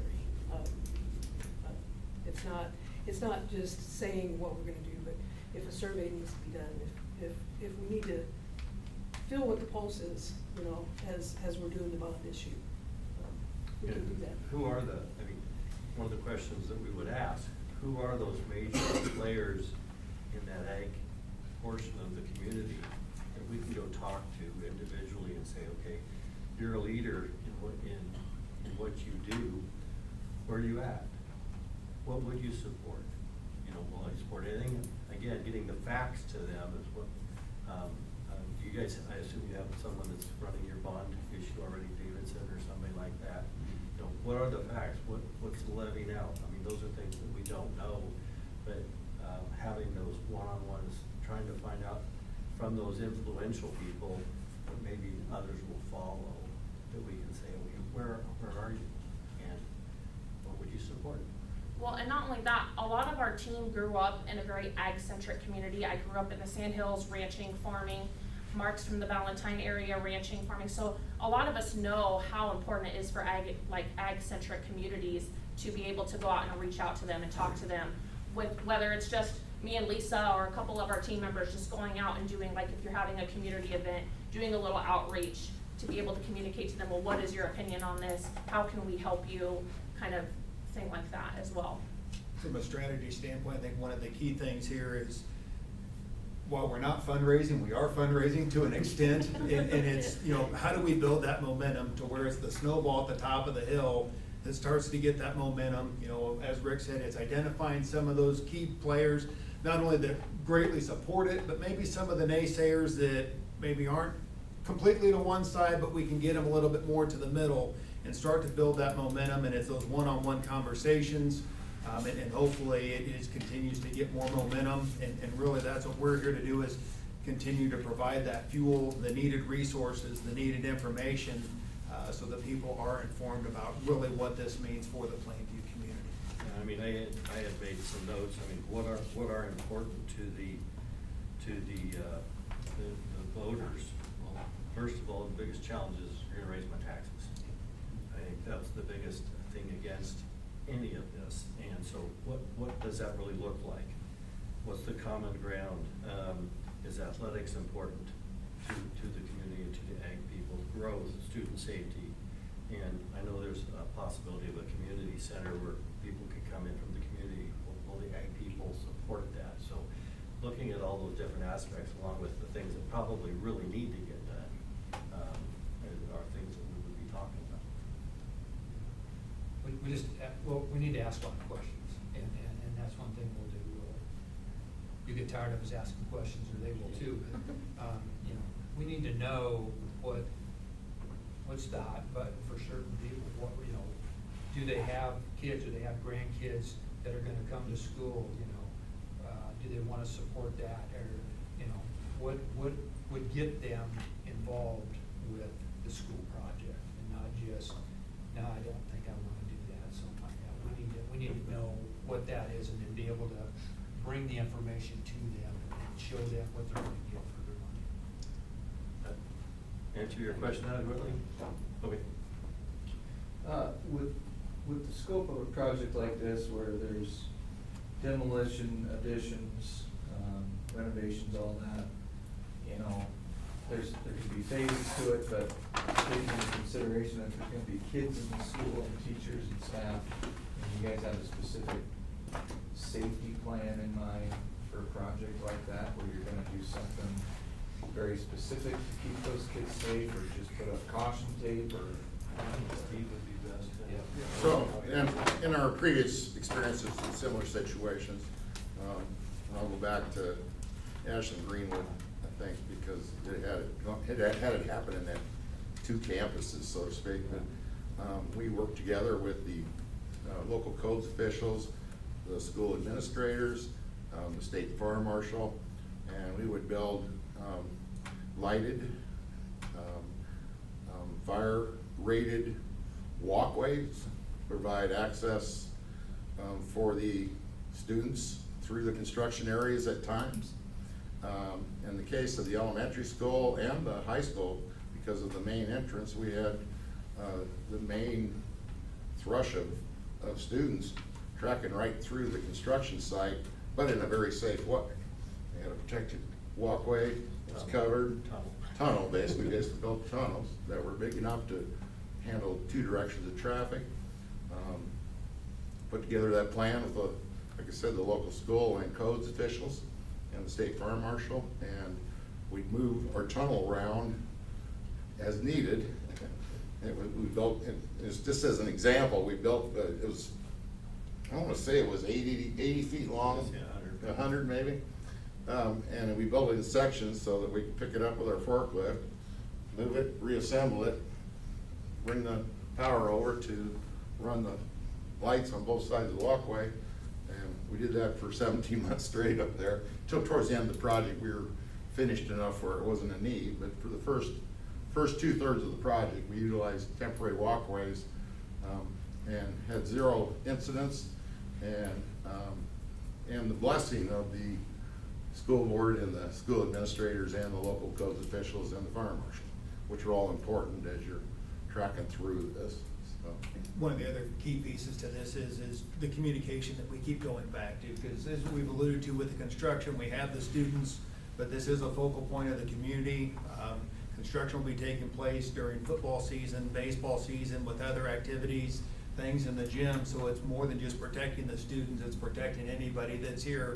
And that's where, you know, we talked, we were thinking through how the project would come together of, you know, providing that access to those individuals in a safe way, and that's, you know, this forward thinking and anticipating what are the challenges that we might have, and how do we come up with a plan and create this tunnel that we can provide a safe passageway through versus, oh, it's Thursday and we have an event here on Saturday. It's that communication that we're going to have, whether it's with Steve day-to-day on site, it's with Mark and the rest of us in the office, but it's that forward thinking of what are the things that are coming up in the school schedule that we need to be aware of outside of just the day-to-day, getting the students to and from the 2 buildings or transversing the school within the confines of each of the buildings.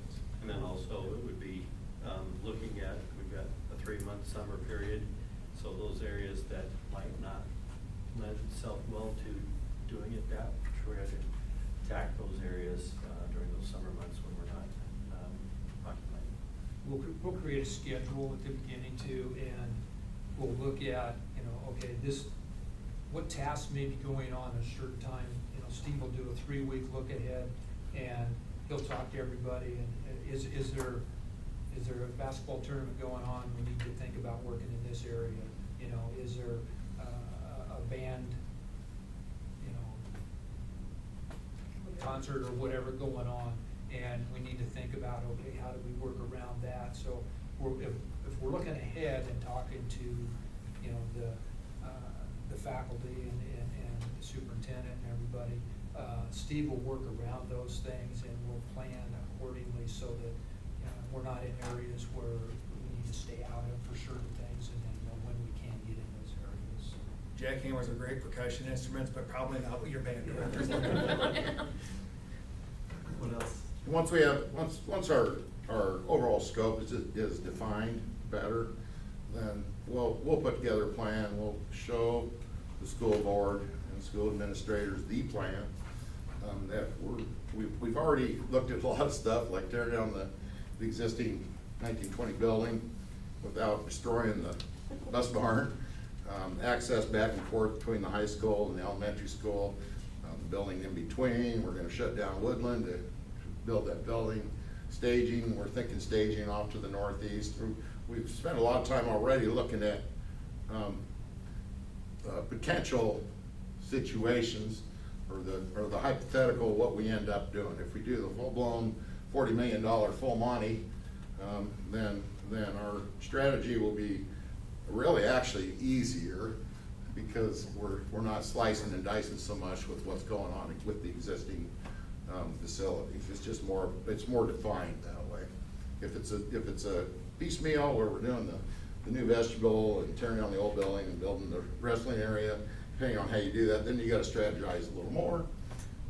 But we'll put together that strategy as a team and present that to you before we just say, this is what we're gonna do. You won't walk in here on Tuesday afternoon and say, how come that road's closed, you know? I got 30 parents calling me, how am I supposed to get my kid to school, you know? That won't happen, okay? we plan every day and look ahead, so.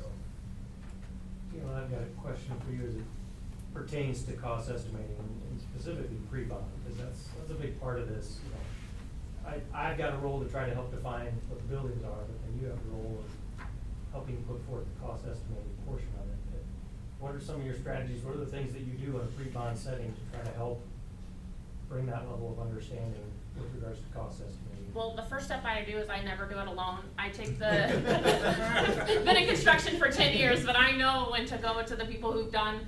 Personally, I've never dealt with a pre-bond issue. I'm lucky to be involved in this one and use this as a learning opportunity. So on this particular one, I'm gonna go to Mark and Rick and we're gonna go as a team and find what can we do here.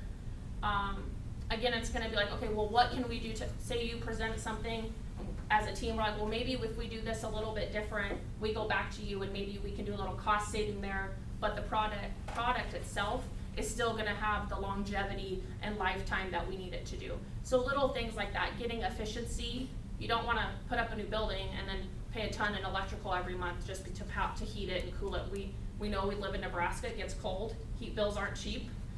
So that's kind of different ways that we approach it. I came from plumbing and heating, so I kind of lend my expertise on that side a little bit more as far as like cost saving and budgeting and things like that. So as far as this one goes, I'm gonna lean on the team to guide on this a little bit more and maybe come up with suggestions, and then this is just a full team effort on the pre-bond. I never do anything alone, because I wish I knew everything, and unfortunately I don't, so. And so the full team, I would say then, you know, if we're looking at cost impacts, we're looking at timing, you know, and I said, hey, what's the difference between if I make this gym CMU or we go pre-plans, right?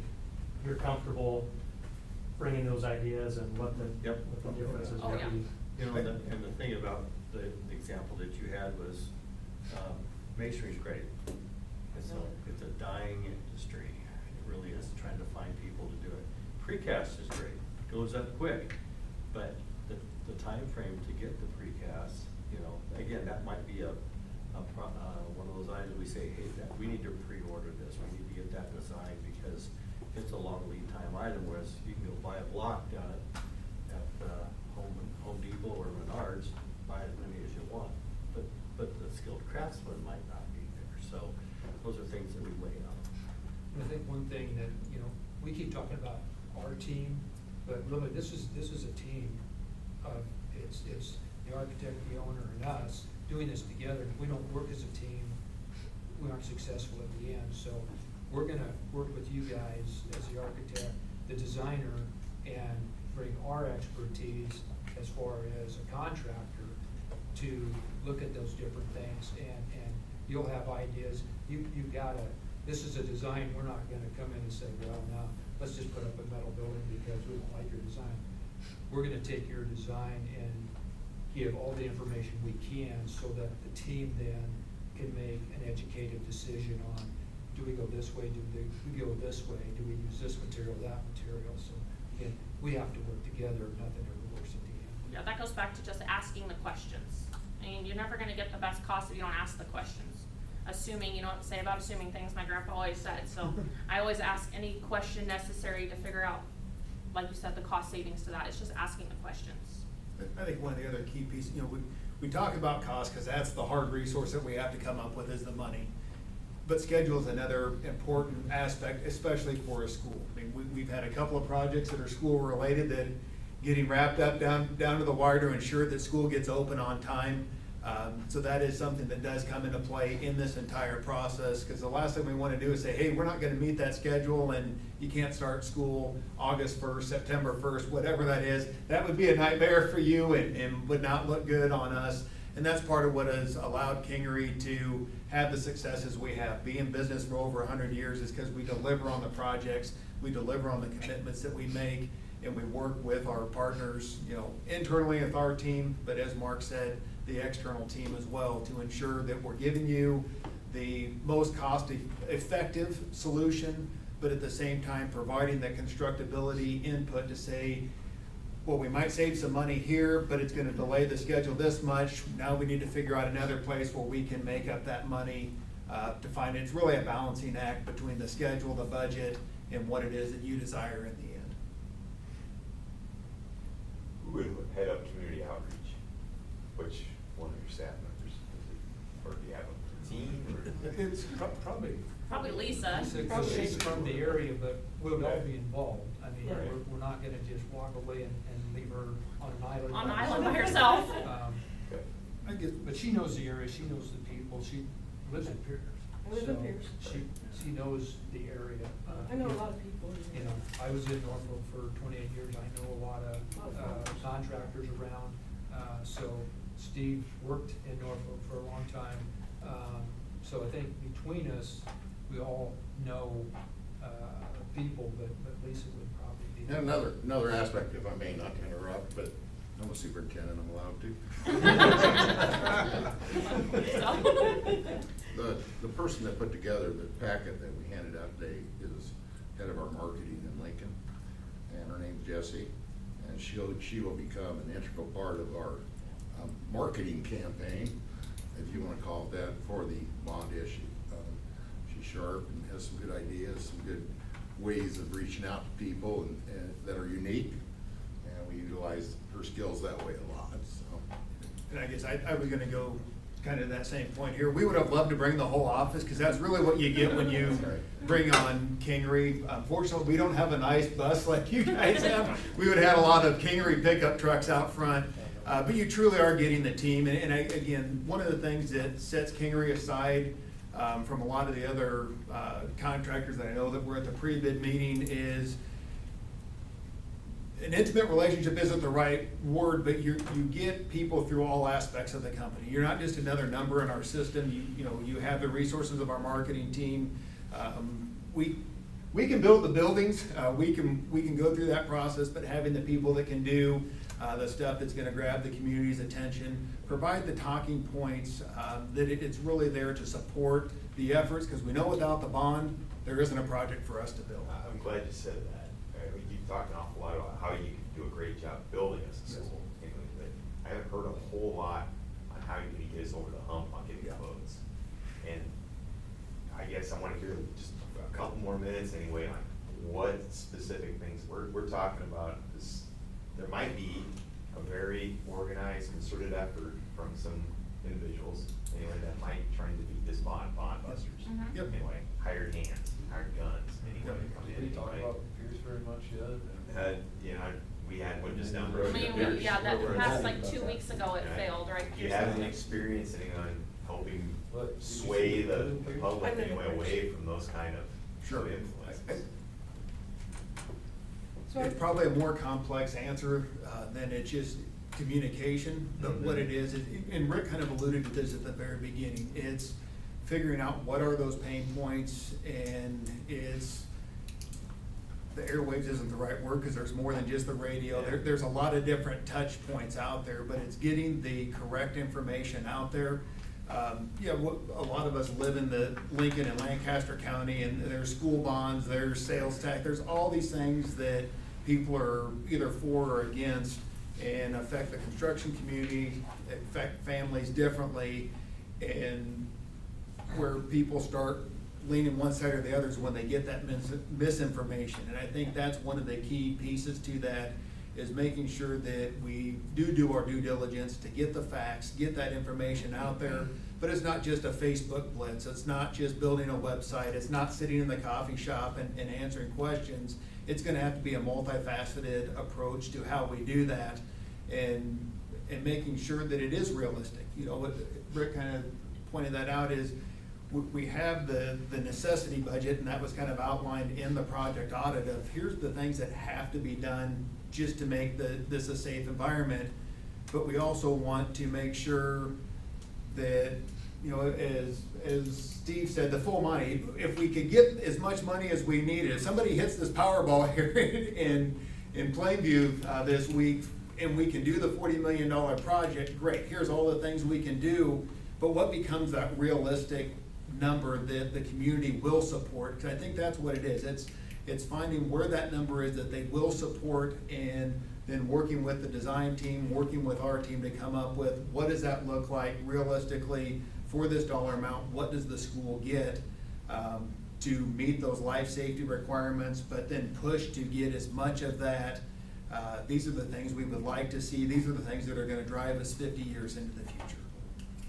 Lisa, did you wanna talk about that too, since you live Yeah, down so the road? the community outreach here has to be a little different. I mean, I know that the producers are, the lifestyle, the older farmers are turning over land to their, you know, to their sons and daughters or granddaughters and grandsons.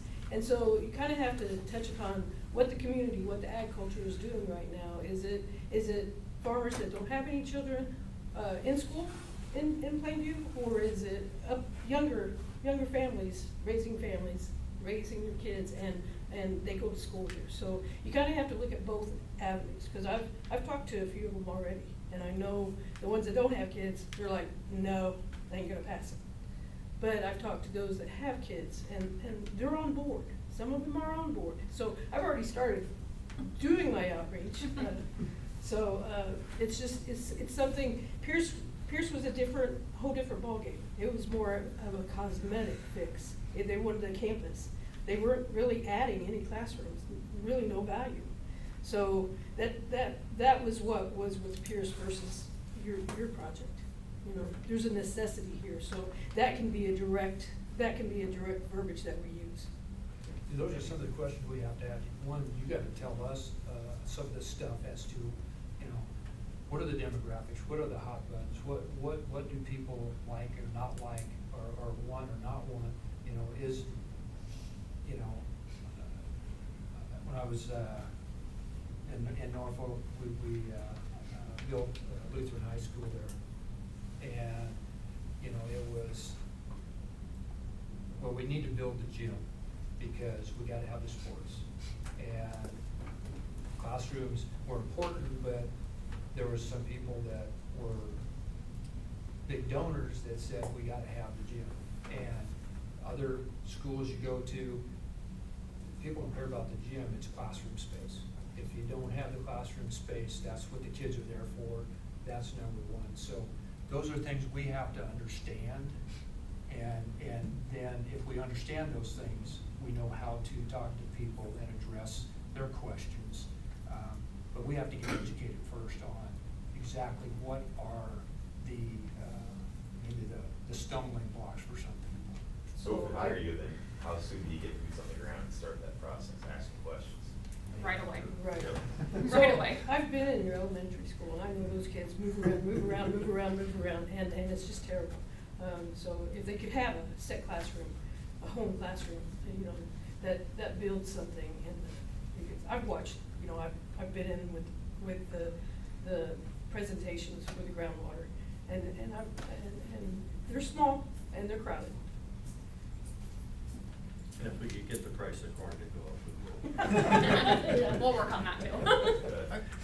We're out of time, we're gonna wrap it up. I'm gonna give you guys 1 minute to sum up and tell the committee why they should rank number one.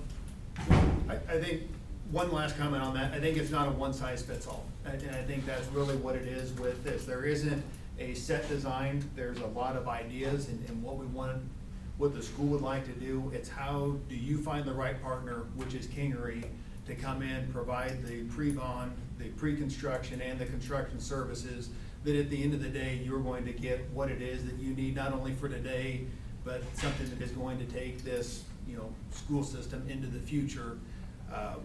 I think we've talked about it, you know, the two key words that I think, you know, sum up Kingery is communication from the field and from the office, and the team aspect of it. You're getting really the entire Kingery company, not just a project team, not just a team that's dedicated to schools, but you're getting people with different experiences. And like we said, you know, Lisa's one of the newest members to our overall company, but that is as we put forth our best team for this project, it's looking at internally what are our best resources, utilizing Jesse, utilizing Lisa and the rest of our team to make sure that we have the necessary boots on the ground to get this bond issue passed.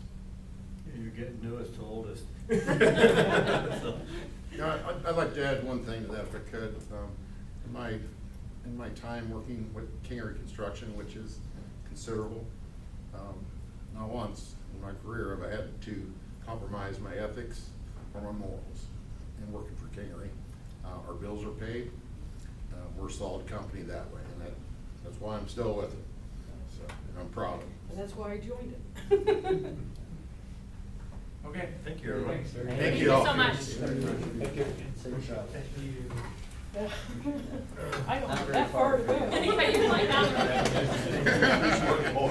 Thanks, you guys. Great presentation. Very nice. Thank you. Thank you. Oh, I was wrong. Thank you. Thank you. Good to meet you. Thank you. Thank you. Thank you, Going the sir. opposite direction here. Thank you, sir. Yeah. Been a while. Yeah, I know. Thank you. Any questions, you guys? Thanks, guys. Audie does. Audie does. Yeah, thanks. Good to see you. Thank you very much. I've been on that side of the table when we're finding a pool builder for the city of Lincoln, and it's hard. So.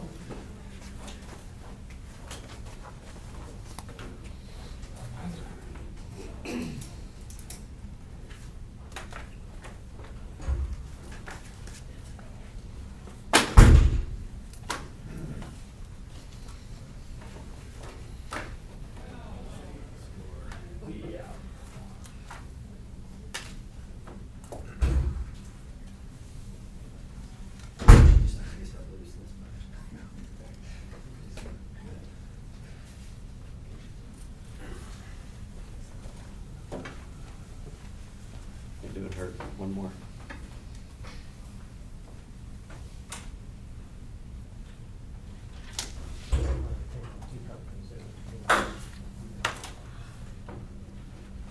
Yeah.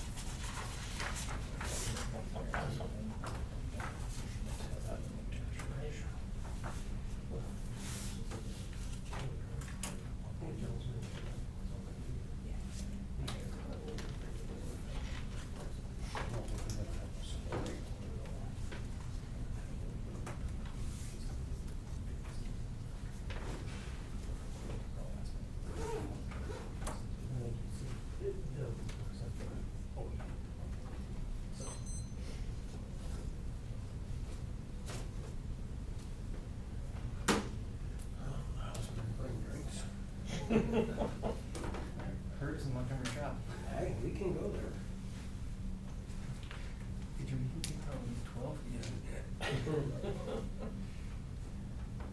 don't think about mechanics, but help around fix a truck. Yeah, that's right. I read better before I started on it, but.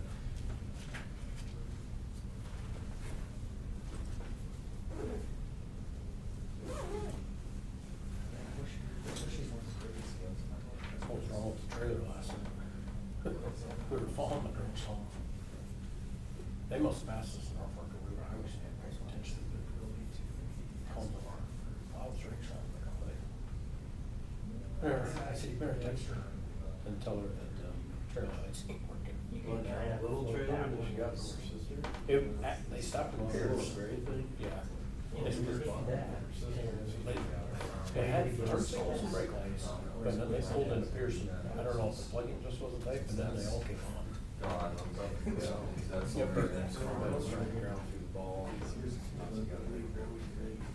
Yeah. Yeah. I told Colin. Wow, it's good. He might even get to farm. Oh, like that. They would put Regular run lights? It didn't, no, it just had regular lights and trails. He's, that's probably not. I would say. But I don't know what she did. That's where that's our fun place. He wanted to build a cabin down there with a more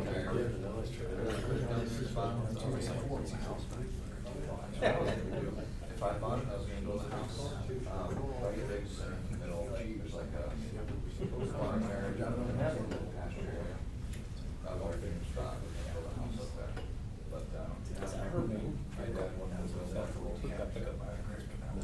Well, it was. Yeah, but that's just, it's just, I mean, I could have.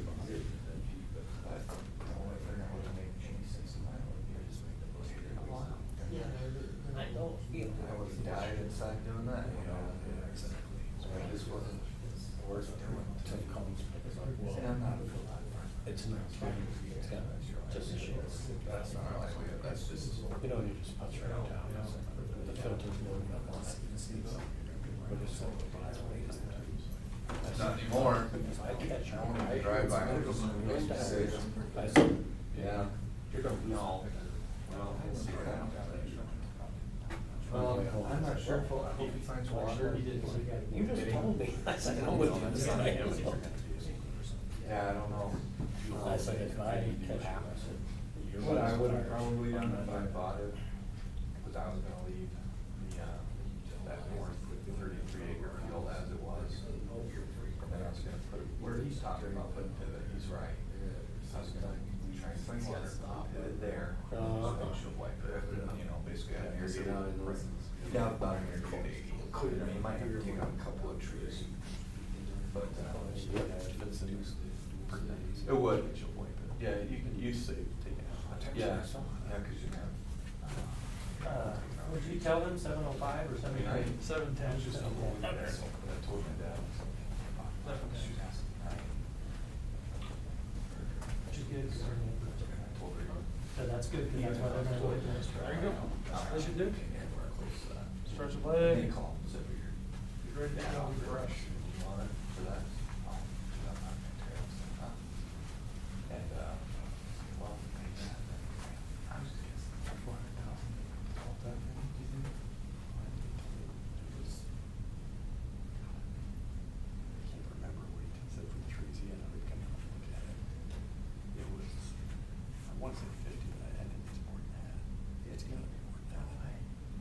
I'm thinking it could have been 100. I was thinking back to Charles Street now, dug the well, put it out, I figured it'd be 300 or 400. Yeah, you get 100 to pivot, you get another, probably, God, the well's probably 40. Yeah, 40 to 50 now. 50 or more, yeah. There's 150, so you get another 100 in trees, and you got another Yeah. 20, 30 to get utilities. Yeah, You'd be close. I figured 300-400, just guessing. I was just surprised, because we hadn't talked about it for a long time.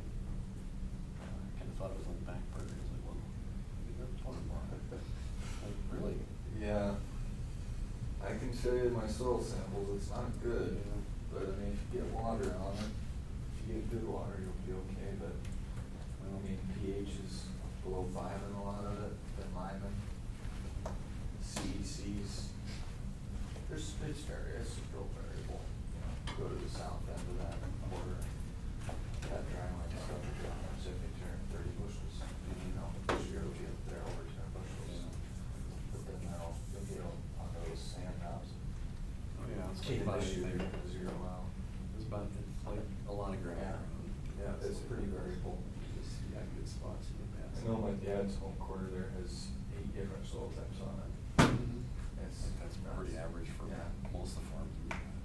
It's nuts. I know, right down the middle. I think that's our biggest problem, is right down the middle where first of all, my dad splits his corn and beans. And then you get applicators that don't want to get too close to stuff like that with weeds. But we also, our pH is 7.9 too in all that field. Really? Right through that middle, that wet gumbo Yeah, stuff. yeah. I just we just graded it last year, and it's 7.9 through there. And when you start getting pH like that, that time of year, it's like your residual. I got some birds, that one's. Yeah. That's totally. I know. Yeah. Anything else? Yeah, cause all the sand, you're fighting Yeah. away. Yeah, we're gonna do it on loan. Yeah, it's, I call it the, kind of the highway. Were you gonna use it all? Foster. Yeah, foster. I didn't know how you're off that, so I didn't know what you're doing. High pH. I wish we would. You see the bees faster. That's something special. Yes. It's underground.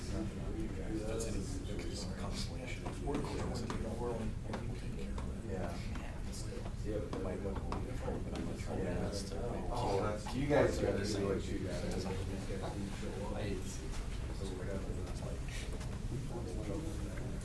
Yeah. Yeah, that's kind of our, no, that's what we like about it. Not very many at all. No, that's what it's kind of a little, there's a dirt bike track down there. I built a dirt bike track when I was a kid. Drove those skid down there, like pushed dirt for a few weeks and made a little, I mean, I was like 8 when I did it, so they're not very big, so kind of just what we did from there. Got a bunch of tadpoles in the garage actually right now that we caught in the creek. Just gonna have to go let them go. One scoop of the bucket in that creek, I bet we have 30 or 40 tadpoles. Really? Yeah. I don't know what kind of front they are. Like your general voltage, but I thought it was pretty cool. They eat all of You them. noticed a bunch of box turtles around this year, painted turtles? Yeah. Tons of them this year. I see them on the Esme Road. I see them on the Esme Road, and I see them on the gravel from Esme to my parents, cause they go into that little pond area by Jamie's old place there. Yeah, I actually caught one a couple of weeks ago. It was on the road and it looked like it was gonna get run over. I had my kids with me, so we backed up and we grabbed it and I was just holding it. That thing starts peeing and doing this, and its legs was just slinging pee all over my pickup. I thought that was so funny. But we went through it, through the pond. There's actually some water in there. Yeah. It's been dry quite a bit lately. No, but I pulled up, I wondered if my parents hit it, because I went to my parents' house this morning. As soon as I pull up to the garage, I can smell skunk. Where was the skunk at? This is the kind of year where they start kind of migrating a little bit, I think. Just like in the corner. I wonder if my parents hit it, because as soon as I pulled up to the place, I'm outside the garage and I can smell skunk. Bad. It wasn't like, oh, skunks in there, it was. My mom. I walked through the trees the other day, I cut through the trees, I could put the dog away, how, shit, I got to the west, anyway there. You smelled it, cause you're using the byproduct, aren't you? You're using a lot about it, cause it's not that uncommon to be out that far out. Yeah. You got the skunk smelling, sniffing around. We're into Oh. that and me. Oh. Through that, he took off, I took off anyway, and then right behind him were 3 little ones. Oh, right. So there must be a family somewhere out there. I'd rather run into a mountain. Hopefully my dog doesn't find the nest anyway, somewhere where the den is, but got to figure that out. But yeah, this year's a lot of those around too.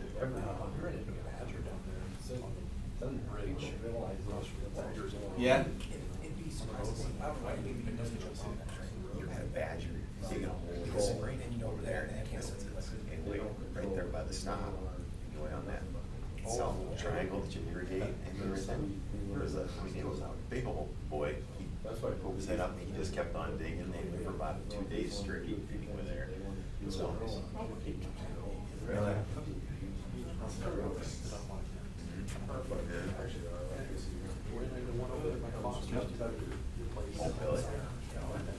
Does tie into the bigger green. When I was a kid, I was cutting hay, and they have all that stuff, I was on an old 504 camel's tractor, and I was told I fit the tire, and I rotated around the tire, and ended up next to me, and just kept on going, and I was like, oh, this is the crap. Yeah, I probably, that's probably the, meanest thing you're gonna run out. I'd have to look it up. I'd have to look it up. Yeah. They're probably I feel like they're gonna be more than, you know, they might be able to just get your badgers or Yeah. My wife on long talk. The only problem is you're gonna be, you're not walking around.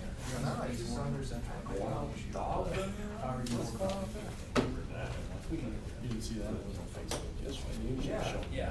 Callan, or, Went out to just like. she lives about 80.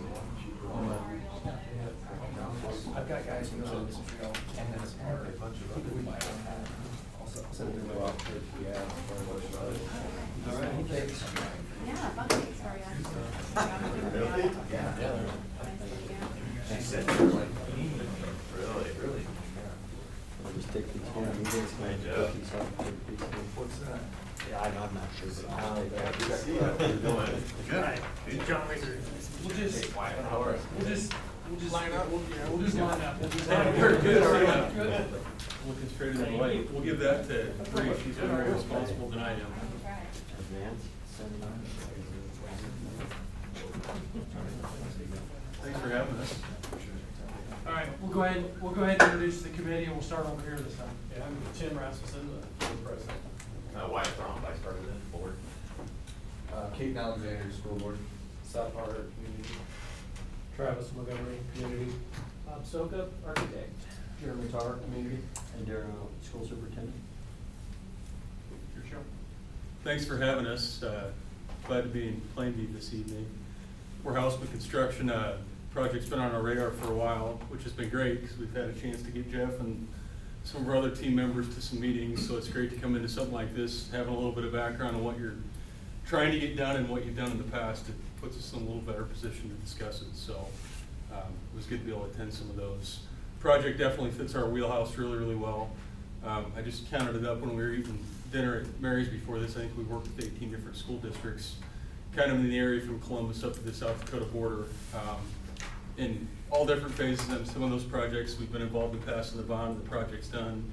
Other districts we're still actively working with them to get a bond passed, but a lot of rural K-12 experience in this part of the world, which I think is good for lessons learned and stuff that we can definitely add to the effort here. So we'll introduce ourselves. I'm Steve Teal, Executive Vice President for the company. Live 30 miles down the road in Clearwater. I was on the school board there for 6 years, so excited to be here.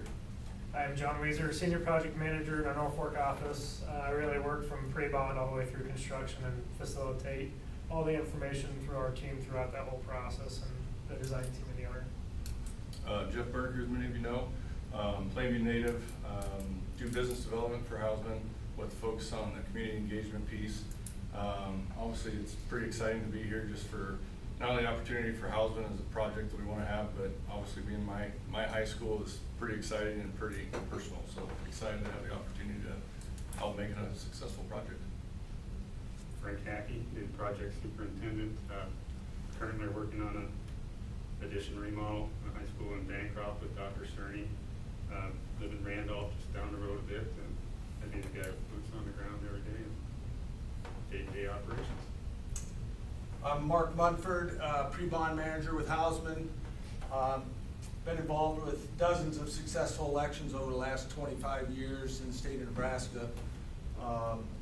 Will be involved directly with the bond campaign, if you will. It's my main purpose with Hausman, and really look forward to the opportunity, and thank you for having us. Hi, Brianna Pagels. I'm another pre-bond manager, and I will help with the marketing side of the pre-bond campaign. Just here to serve as liaison and help get the bond passed. I just want to take a minute and go over this as our overall org chart for this project. It was in the proposal, so I won't really hit on anybody. I really just want to hit on that eight of these core team members were all out of the Norfolk office, and every single one of them that would be like involved in the day-to-day construction is local to our Norfolk office. Just a few quick bullets on why we think we're the right choice and a few things that set us apart from competitors. One is just pre-bond experience. Like I said, 18 different school districts kind of in the northeast Nebraska area. I think a dozen of those we've been involved with pre-bond. The rest of them we were hired after the bond passed. And we've been involved in more than that across the state. Like Bree and Mark both said, I mean, we've got dedicated folks that are involved in that pre-bond process. They don't have other day jobs, that's what they do. So they a lot of good experience, a lot of good lessons learned, and a lot of good guidance that they can provide through that process, working with Bob and Tobin and the rest of the team. We talked about local team enough. I mean, this is a short drive for all of us to get home, so we're local. Can't compliment you enough on the selections that you've made to date. Bob and his team at CWP are great. Tobin and his team at Northland are great. We've had a lot of good success with both of them, both passing bonds and getting good projects built. So great team that you've already put together. Lastly is recent relevant K-12 experience. We highlighted some of that in our proposal, but I'll let John talk on just a couple of those as well. Yeah, so I just want to hit on Bancroft. That's where Frank's at currently, working up with Bob's counterpart, Ken, on that one. Another thing we're involved in Bancroft is we're helping them budget a daycare currently. And then with the Laurel School project we finished with Bob and his team just a little over a year ago. Using this one as an example of some previous challenges we had. So here's kind of the overall project. It's really similar to this one in the fact that there was a lot of demolition of existing buildings here on this west side of the building, and then a bunch of renovations next to occupied spaces. So we're demoing buildings next to occupied spaces, and then really just working around the staff and the students and parents and basketball, volleyball games, things like that. This project was, I think, originally slated for about 5 phases. We worked with Bob and his team to knock that down to 2, which really helped speed up the schedule on this one. So now we're going to start talking through processes chronologically. Obviously, there's nothing to build if we don't pass a bond, so we're going to start with bond campaign and what that looks like. Like I mentioned, we had a chance to come to a number of your meetings, so we know that kind of what we call the visioning process is well underway. We've seen the conceptual drawing that Derek included with the RFP and have some idea what you want to get done. So we know that effort's already started, so it's a really good spot for us to step in and start assigning dollars to that, start telling you what that's worth. We do that through our smart sheet, and I'll show you an example of that in a minute, but really the next few months are just going to be iterations of pricing, I'm sure different versions of a design. We know that the first concept and the first price tag on that's probably not what's going to go. It's trying to find a good happy medium between what we need and what we want, what that costs, and what the tax impact to the taxpayers are. So we'll work closely with Bob and Tobin, Dr. All, and all of you just to figure that out and go through a few different exercises to try to find the right combination. On the next slide is an example of what we call our smart sheet. So there's 40 or 50 pages of backup behind this that will give you as much detail as what you want, but we try to wrap it up on a summary page like this just to make it easy to see.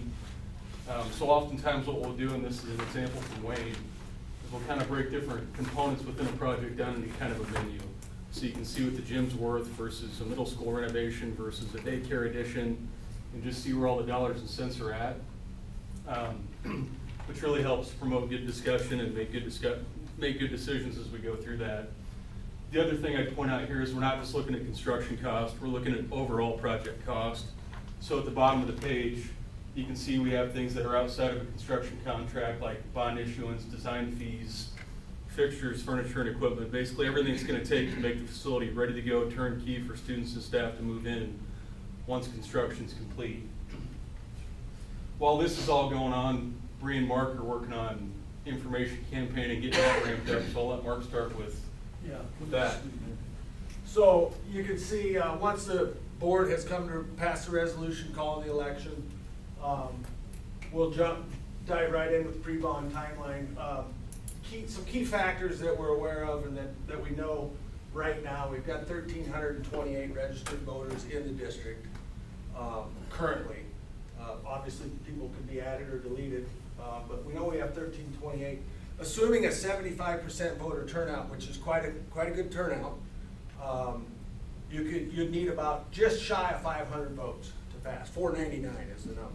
So I would like to bump that up to say 550. Let's win by a little wider margin would be nice.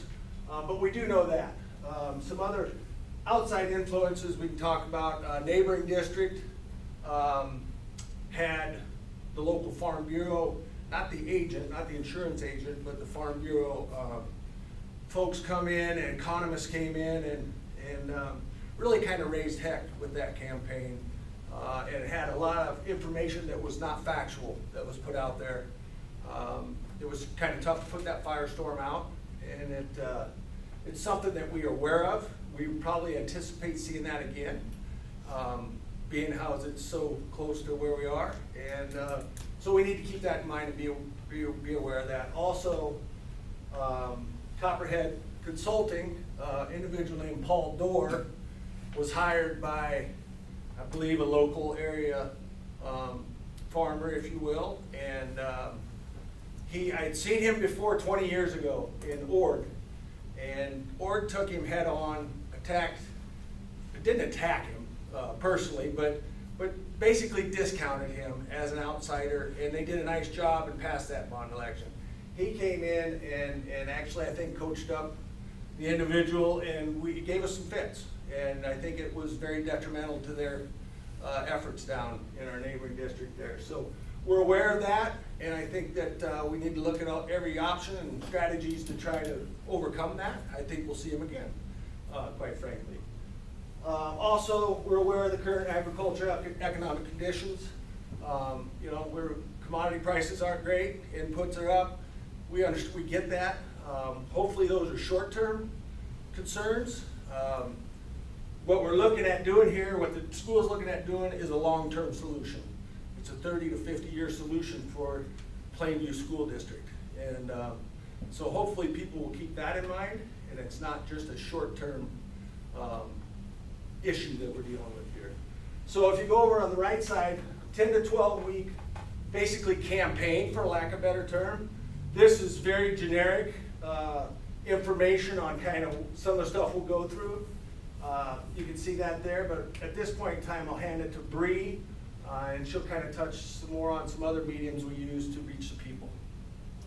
Yeah, so we'll work with the community group and all of you to develop the how, the need, and the what, how, and when, to generate a message to get out to the community about why the bond is necessary. And we work collaboratively with all of you, a community group, Tobin with Northland, and Bob, just like we have many times in the past. But we're here to help make it easy for you, and we'll design a website with an interactive calculator so people can type in their assessed value of their home, and then it spits out a number so they can see their tax impact. You can pull out your phones and scan this QR code, and it takes you to a website that shows you some more information about what Hausman does. It goes a little more in depth, but we'll help with brochures, customized yard signs, direct mailers, flyers to hang up around town, really anything you guys need. We're here to help you get the bond passed. And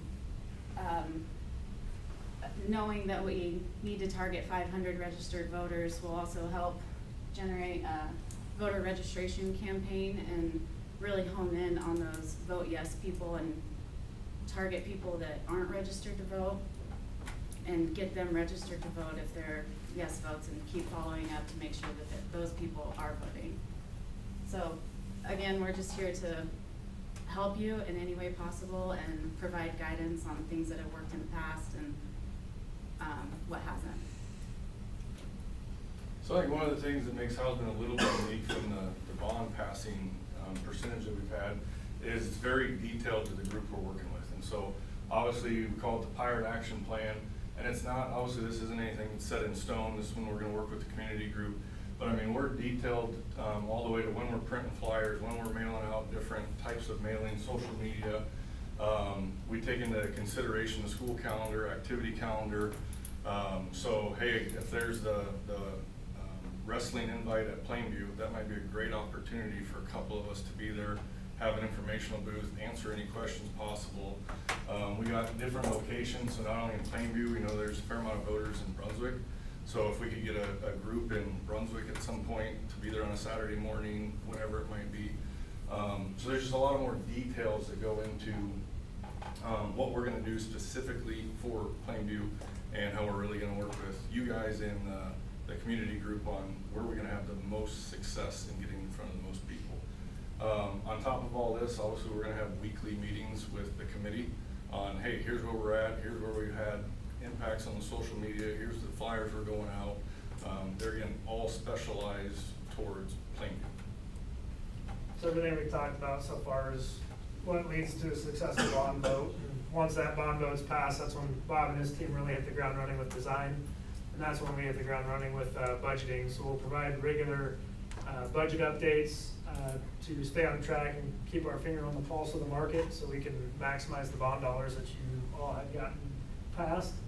Some potential real issues or tariff implications. We combat this just by carrying escalation allowances pre-bond, we'd already be factoring those in. And then other items are material procurement. I've worked with Bob on a handful of projects and quite a bit the last couple of years. We have a good rapport with him and talking about what materials are readily accessible to get and which ones are better to stay away from, as well as just working on bid packaging on those longer lead time materials that you can't avoid, so that way it doesn't slow anything up on the project. As far as the local economy goes, we love to have pre-bid meetings here on site with local contractors, really just get a pulse to see what they're capable of doing and try to strategize and make bid packages that they can bite off. For example, if there's a local electrician that can't do all the electrical on the project, we could grab a piece of the remodel and parse that off as a separate bid and give them an opportunity to be part of the project by doing something in the remodel. As well as just knowing the local players, keeping West Hodson informed, trying to get them involved, buying material from Shad's Electric out of O'Neill, Detlefson Construction out of Laurel, it's a local earthwork guy. So yeah, we get a good grasp on the local economy with the number of projects we've done in the area. That leads into communication. I know Derek was asking, what can you expect for 2 years while we're next to students on an active project? Well, this is kind of really where it all comes into play. One thing we like to do is print off these monthly report packets and put it so that they can be given to the school board or building committee. It really just recaps what happened the past month and what they can expect in the upcoming month. Are there any critical issues that might be slowing you down or things to look out for? It would be a budget update, a schedule update, and then it'll have some progress photos and things like that on there. Other things is Frank will be in regular contact with the principals, Dr. Arlt, and the staff just about trying to figure out what you have going on, if you have early outs, ball games going on, things like that, and planning construction activities and deliveries around that. And then lastly, just our relationship with CWP. Like I said, me and Bob and his team have a great rapport, so just getting ahead of any issues that come on site ahead of time to keep things moving smoothly. I'll let Frank hit on the site side of that. Site logistics, safety, security, it's always kind of the number one deal we look at there. Student safety, obviously, of course. We've kind of looked at your site and the area that we're going to be dealing with. We kind of indicated where we will have a reroute for the bus pickup drop-off area, just kind of west of where you usually do that. And we'll obviously have to work pretty close with your staff to develop a plan for that security fence around the site. And then going into these next items, there's that question again about the 2-year construction project in an active school. You can expect that there's going to be a lot of traffic from the construction.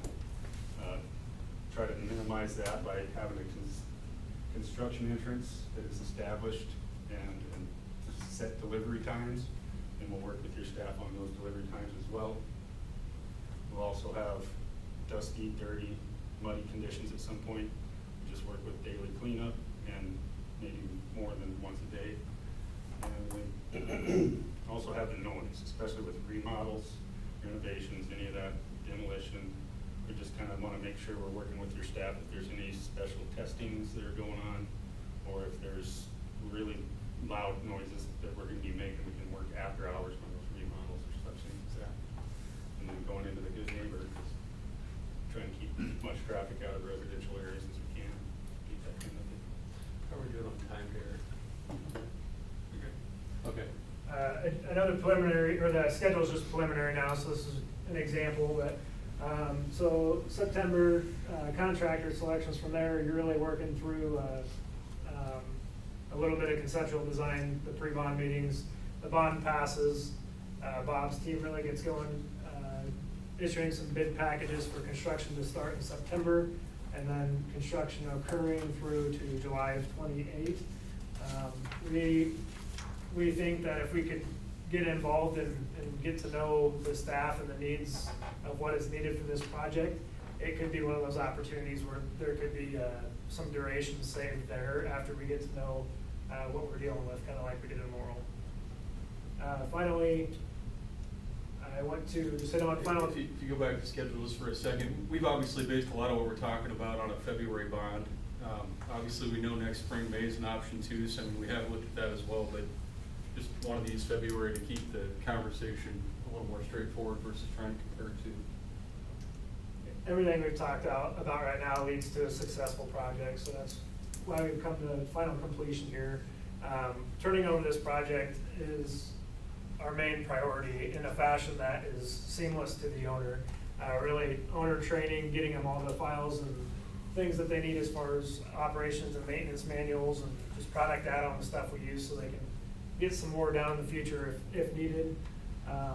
We have a warranty closeout superintendent, which is Rick Berg, so this is, if you might have a carpet tile that's coming loose or a light's flickering or a door handle that doesn't work quite right. We don't want that to be a nuisance to your day-to-day opportunity or your day-to-day operations. So if anything like that comes up, just give Rick a call and he'll come out here right away and take care of that so your staff can focus on the things that are important, which is the kids and keeping the school operational. Good to talk, okay. I didn't catch what time we started, so I wanted to make sure I was asking. So this is obviously the fun part. I always tell everybody they do the hard work. I get to do some of the fun stuff, which is nice. But this is really where the celebration begins. So this is the ribbon cutting. This is getting not only the kids, the staff, the community, everybody involved. We have Hausman University, so that's going to be everything from offering internships during the summer, getting the students involved, different programs. We've done career fairs where we get a lot of the subs to come in here where the kids can go talk to different subcontractors. So really just getting the kids and the community involved we found is huge because obviously the celebration's not only a big part of any project, but especially for me, they're again being a little more personal touch, being Plainview, it's even more exciting to get to this point, get that bond passed and building built and celebrate a great project. So that really wraps up what we had as far as presentation. I maybe save any closing comments for after questions. Fire away. Okay, Pierce. Yeah. I assume they're reconvene, re-strategize, and come back for round two. Yep. You'd be involved in that. Yep. Hopefully. What's the timing of that potentially gonna be? And, you know, how can we anticipate us being your focus and not Pierce round two? Yeah. I certainly think they're gonna revisit it at some point. I think the soonest by law they can revisit it is May. And I think it's TBD on whether they're gonna go after it that soon or not. If for some reason it ended up being concurrent with Plainview, I'm really not worried about it, have zero concern, just because we're oftentimes working on multiple things at the same time. And Plainview would certainly be a priority for us, Who is gonna be the superintendent at Pierce if it passed? Scott Johnson. Yep, who's obviously not here. He lives in Pierce ironically, so Okay. I think Scott would continue working for us if I didn't let him be part of that. And what's Bancroft's schedule? Scheduled to finish in May of 26. I know. Yeah, timing really couldn't be better for the team that we have up here tonight. Sorry to interrupt you. The $355 million passed, what didn't pass, obviously, what's your number of not passing bonds, so appears on that list, or, how much is that? I'm gonna That's answer. a loaded, it's not a loaded question, but it's a Yeah. little tricky, because you probably don't have that. What was the failure rate? I'm gonna try to be direct, but probably sound a little bit indirect with answering your question. I mean, like Laurel, Newman Grove, I mean, there's a number of schools we've worked with that have failed the first time but passed the second time. We've stuck with every school we've worked with to the point of them passing a bond with the exception of Wakefield. And that's simply because they lost a bunch of numbers, lost a bunch of state aid, and just made the decision not to go at it again. Other than that, kind of one-off unique situation, we've stuck with every school district to the point where they've either passed a bond or we're continuing to work with them until they get there. I hope that answers your question. I don't have a dollar amount in my Definitely answered pocket. chunk of you guys have a pretty detailed plan on getting a bond passed. Do you think that if we pass a resolution, or the December would be the February vote. is that enough time, and is that adequate? I mean, personally, I'd rather see us, if we had to go to May, to get the right amount of time in to do that. I mean, if we can do it by February, great, but is that an adequate amount of time for what you guys see between December and February? I think, and I want Bree and Mark to weigh in here too, but we put November and December up here for that resolution, I guess, for a reason. I mean, we know by law, December is when you would have to pass it, but we talked about this a bunch. I think there's definitely some advantage, if you're ready, to think about trying to pass it a little earlier, maybe in November, just to give a little more time, knowing the holidays are gonna be plopped right in the middle of this whole effort if it is February. But what do you guys have to add, Bree and Mark? Well, I think the important thing is to call your election when you're ready. I mean, if you're ready and you're scrambling to get ready still, or we don't quite have all our ducks in a row yet, then I wouldn't call the election then. There's a little difference between February and May. There's pros and cons to both, I think.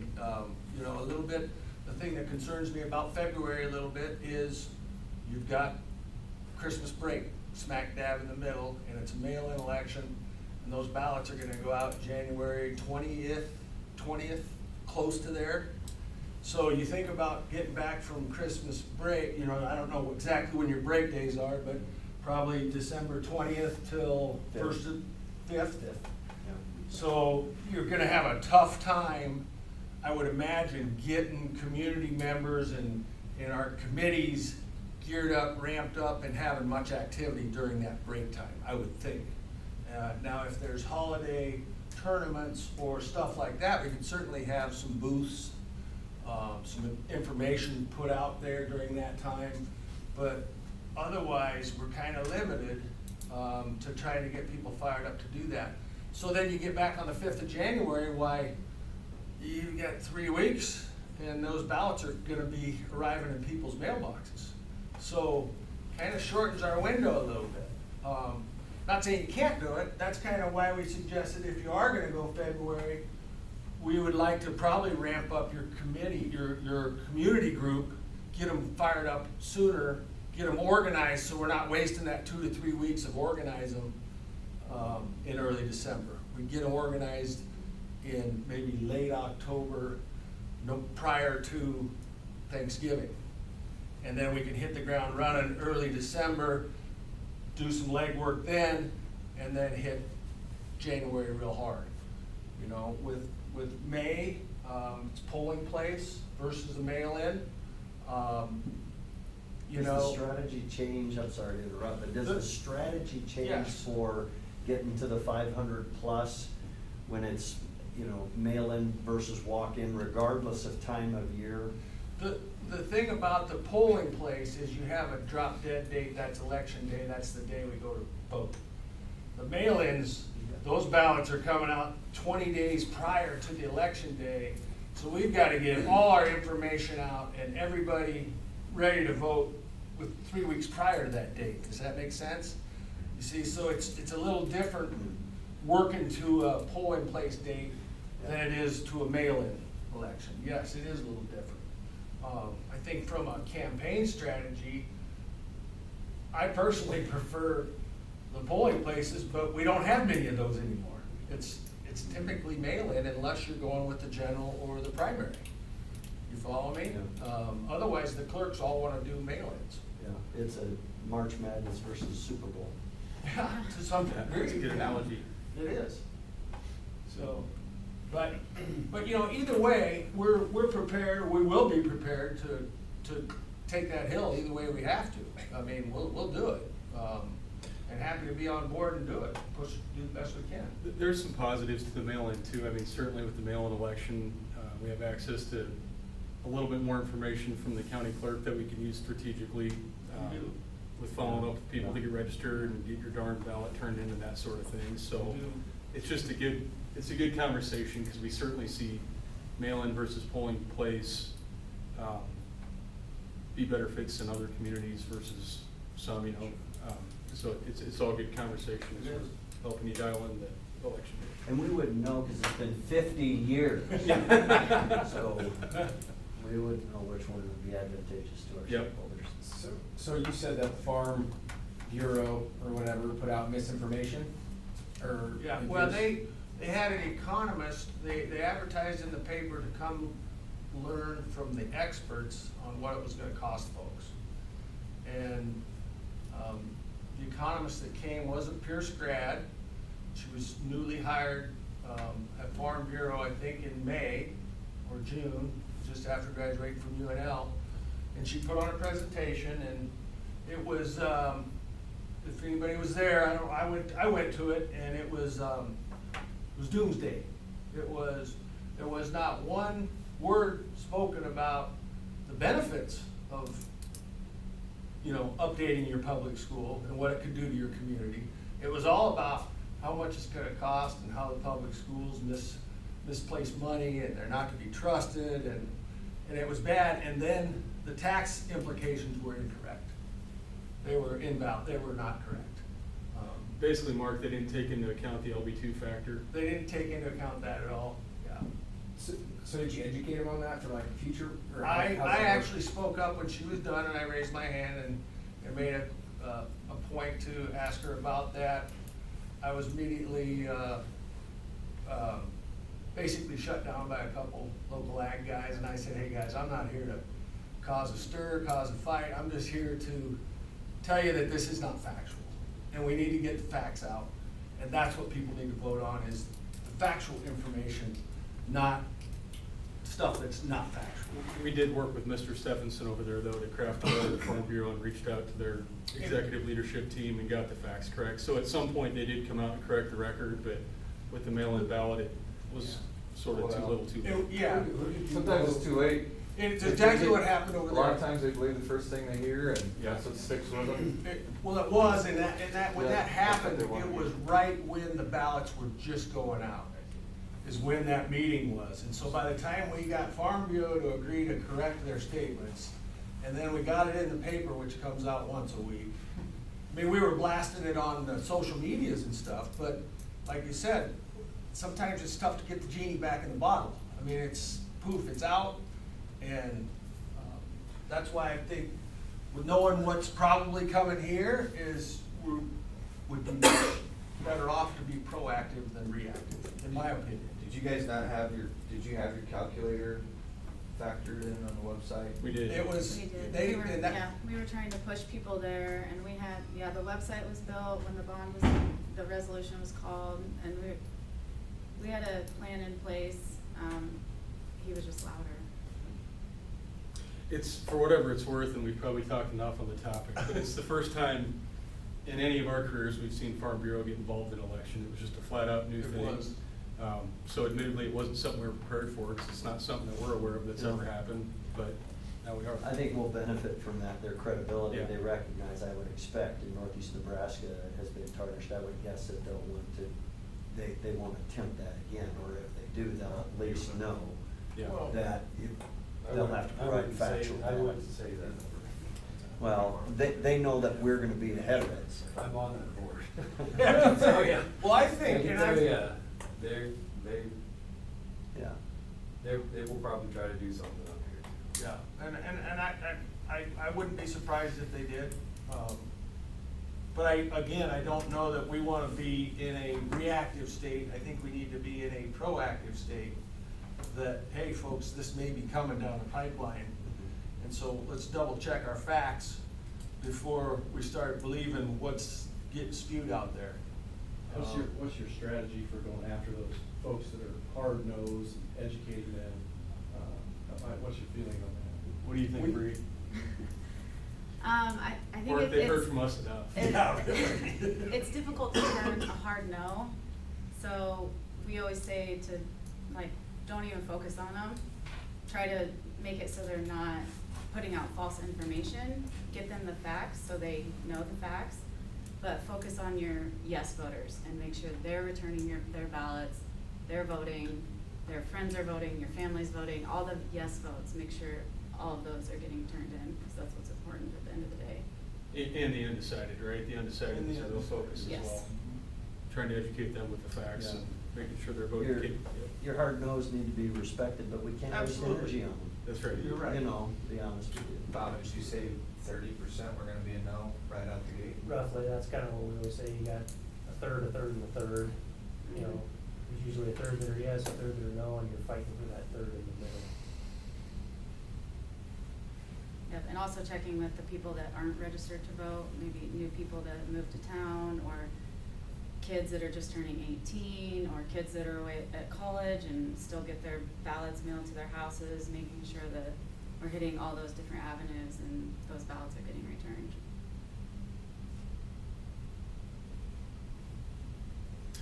It is good, and it is good, through the visioning in some of the early meetings to include some of the hard no's, you know, you're not gonna change their mind, but I think it adds a little credibility to the process if they are included and have a voice. We have had success with that, for sure, I would say. You get a little bit better, cross-section, having input into whatever solution shows up on the ballot, so that's a definite point where we've seen them involved, and it's been valuable, I'd say.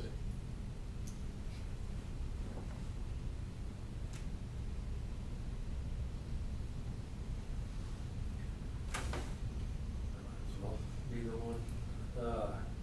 I think you guys have done great, and you have a ton of credibility, you know everybody here, everybody, right? Can you talk a little bit about what's going on in Iowa, what happened over there with that project? Yeah, absolutely, I appreciate you asking. Because it's been brought up a little bit. Yeah. It's gonna get brought up again, so let's get Yep. ahead of it. I appreciate you asking, because I'd much rather be able to address it with you than have you wondering after we leave. So you're talking about the Woodbury County Jail project in Sioux City, just so we're on the same page. I'll just try to make a couple brief points and not spend the next hour on it because I could. But one key difference is that's the design bid build project. It's not construction manager at risk, so we were low bid on bid day back in 2021.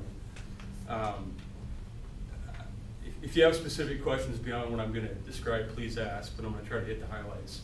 We completed that project about a year ago, which was a year behind schedule.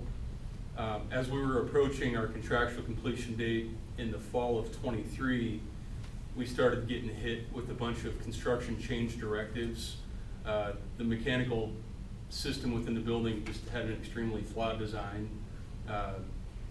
Code issues with fire and fire smoke dampers missing. We were literally retrofitting air handling units with bigger coils because they were undersized, among other things. But basically the construction change directive, the owner and the architect are telling us, go do the work, we're gonna figure out how to pay you later, but we agree you're owed something. So we get all these changes incorporated over the course of this additional year.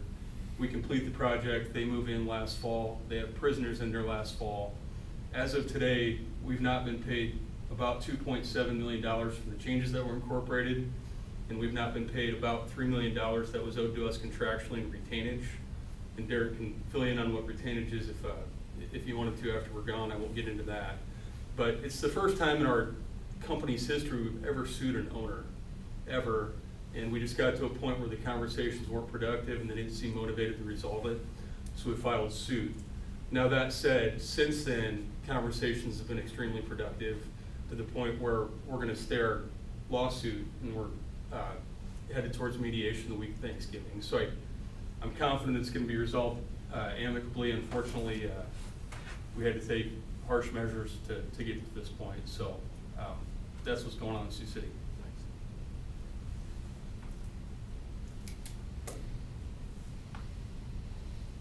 So that's a Hausman suing, not being sued. Yes, sir. Yeah. Which is a little different than.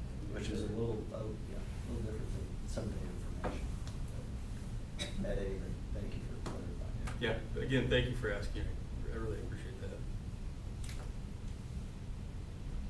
I've described your process working also with like Norman. What, does that change anything of what you want to do?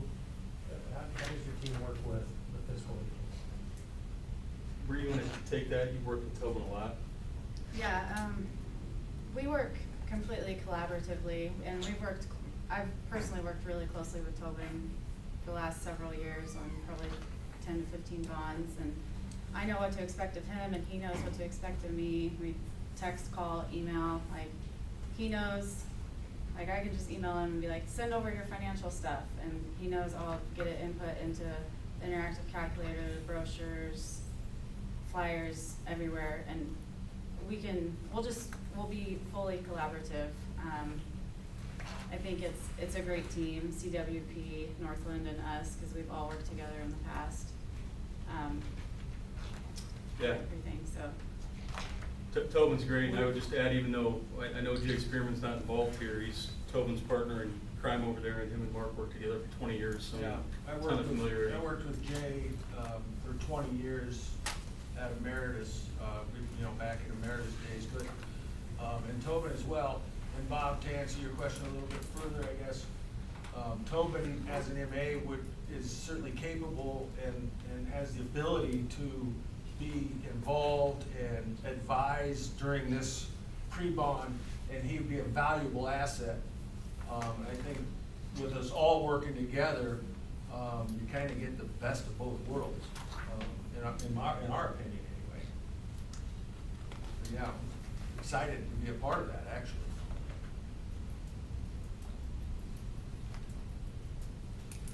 You guys gotta have a couple singers for Frank and John, I know you do. And Jeff. We took advantage of our time out in the hall looking for his name on the record boards, and I must have took him down. I don't know if we found it. Elementary track and field records. Still got my ribbons. Still got my ribbons. We talked about site safety, with an ongoing project. You guys, would there be tunnels built? Would there be a specific plan on getting kids across the street, like to and from wherever they need to go? Yep. I was even looking at your plan on your staging area, and I was even thinking something as simple as football and track practice. A bunch of knucklehead teenage boys are gonna be walking through that staging area, Yeah. Lunchtime for the kids, I'd heard stuff about tunnels, but, I don't know if you guys did or not. But It was you getting guys pretty have- wordy to put on here, but we had originally had this as a covered egress, because this is in the fenced-in area. Just with everything going on here. Okay. If there was a fire drill or something that needed to happen, they'd have to get out. So this would be like a covered type sidewalk, so they would exit out there and get out to this alley that we left for deliveries, so they can get out of the job site safely and not be in the fenced-in area. But And there's also the possibility of like possible phasing, and say getting that far north area done first, so that it's not in that, just with that remodel and the addition there, that part is now excluded from the project. This will be a lot quicker phase, so when that's done, that fence would come down and you'd have full access to everything back there again too. I would just say these guys have put a lot of effort into putting together something without a lot of information. Once things get a little bit better defined, Frank and John will work closely with Robert Folk, the fire marshal, Darren and his staff to get this thing dialed in. To the extent we can avoid covered walkways and that sort of thing, just by planning around them. We do that because that stuff just adds cost to the budget, but certainly there is times it's needed. I know we've had them in O'Neill and other schools, but we really try to make this as least impactful as we can for the district by planning, communicating. Robert Falk was a fire marshal on Laurel too, so we worked hand in hand with him and super familiar with what he was wanting there, so it'd be very similar here. And again, we try to use a panel system on that perimeter fence, 6-foot panels, so that they can be adjusted, modified, middle of the day if we had to, as whatever needs arise. So do you done a lot of schools or schools like this where you do tear down, remodel, but you only haven't done any projects such as that, like? Close hours? Currently working on that one in Bancroft, which is an addition remodel. The only thing we're lacking there is a major demolition.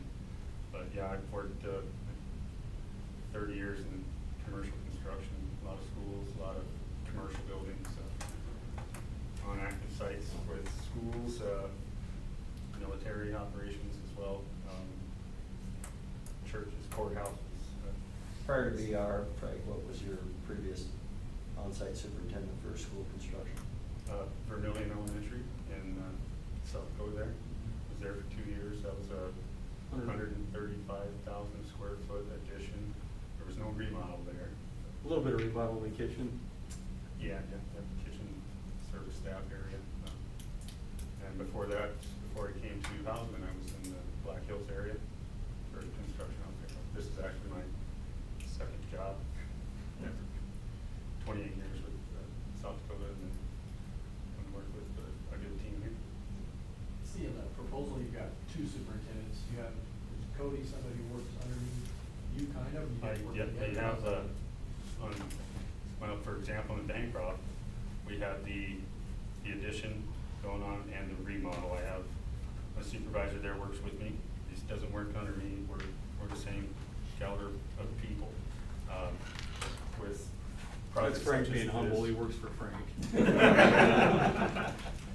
Projects like this, in Bancroft, I just kind of headed up the renovation portion, and he could concentrate on the addition, the new build, and that way we're focused on one thing and not taking our time between 2. And that's not the only staff. There's a lot of other staff that backs us up as far as our safety coordinators are on site. They'll actually look at this when we get to that phase and help us identify any issues there.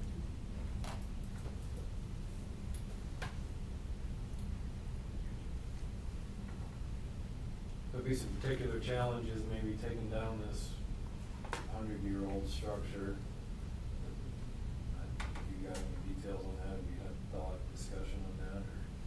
Or? I don't know that we've had a lot of thoughts or discussion on this one specifically, just for the fact we haven't had the opportunity to study structure and really collaborate with Bob and his team too much. But we've done a number of similar ones, 1920s, 30s era buildings, Laurel, Takema, Newman Grove. We just took down Berry Hall and Wayne. So I mean, we've had a lot of demolition experience, but obviously each one's a unique plan. So this one would take some special care and planning, and we've got some of that legwork to do yet, I would say. Because it touches 2 other eras of construction that Yep. aren't being demoed, right? So Yep. there'll be some delicate work. Oftentimes we'll end up with 2 subcontractors for that. We'll have what we call a selective demolition sub that'll actually separate the 2 buildings and make it safe. And then a second contractor like a Russians or a Dorniman or a Drew Detlefson that'll come in and do the heavy lifting with the excavator to tear it down. So that's the process. Again, we want to dig into this and really understand the unique aspects of it too. Okay, I think we're at time, so I'll give you the last word on why you should be number 1. Yeah, well, again, just really appreciate the opportunity to be here. Project's without a doubt a big deal for us. We've put a lot of work in to recruit a really good team of people to Norfolk and in the surrounding area. I have all the confidence in the world in them, and projects like this are important for us to keep them busy and living in the local communities. Fits our wheelhouse well, and I think we can fit in with you guys well and get a bond passed and build a really great project. So I sure as heck hope we can earn your business. Thanks again. Thank you, guys. Yeah. Good to see you. Thank you. See you, Bob. Thank you. Yeah.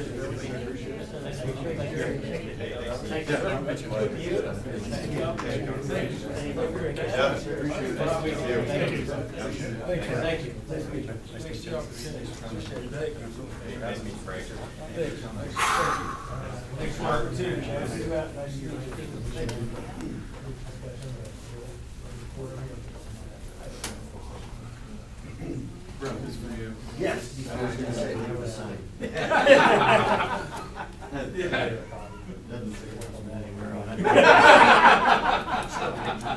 it. Put some trust in you. Remember, I'll see it. I do like that. That's a, it does the right word. Thanks, yeah. We're gonna use that too. Thank Have a good you. one. Yeah.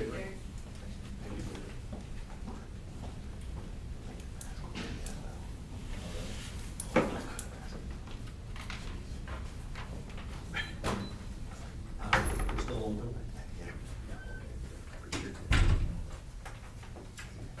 Do we get to go to my closed session and talk about it or anything? No. Oh, it's not either anyway. You can't go in closed session talk about personality? Only negotiations. Well, we can talk about it, right? You can talk about it, yeah. Yeah, we can talk, okay.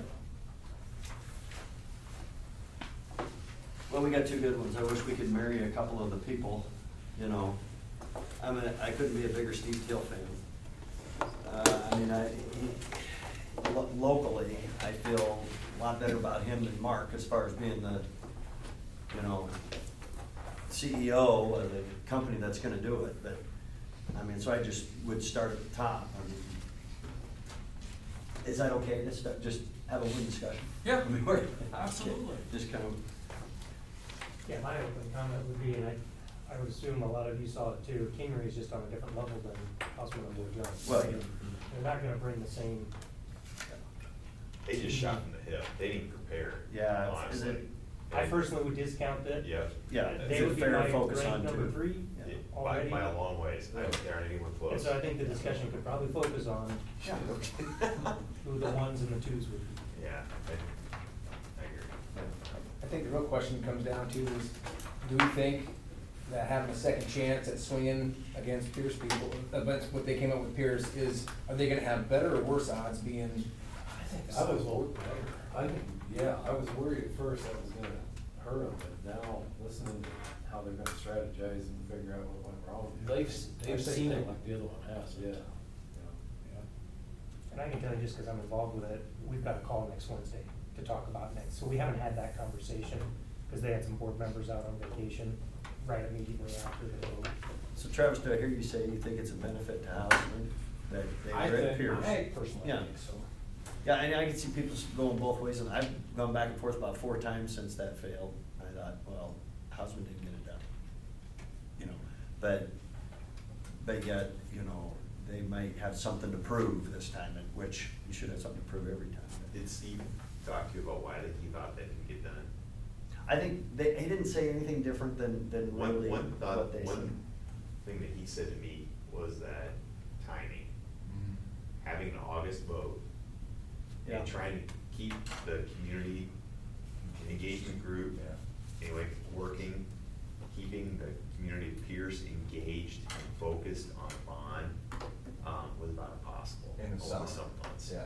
They couldn't get it done. Yeah. Because it was too hard to get everybody's focus back on Yeah. getting this passed. And that kind of allowed the rumor mill. to Yeah, just yeah, run that's how that rampant. was. Definitely during school times, in February work, May work, where we've got school activities going on. I like that they thought of, okay, we see you've got a wrestling meet here. If we've got a February 10 election, we're gonna be here the end of January to have a booth, you know, Yeah. somewhere. I mean, just that would be, you know, so I like that they have looked ahead and thought of that.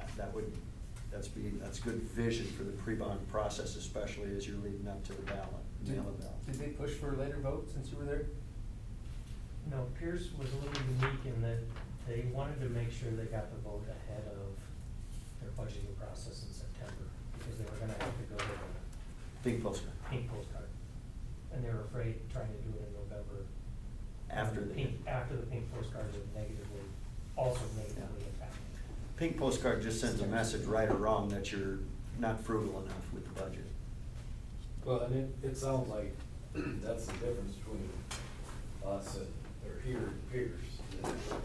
What the money's being spent on is needs and wants. I don't know if I would trust Lisa's opinion on that.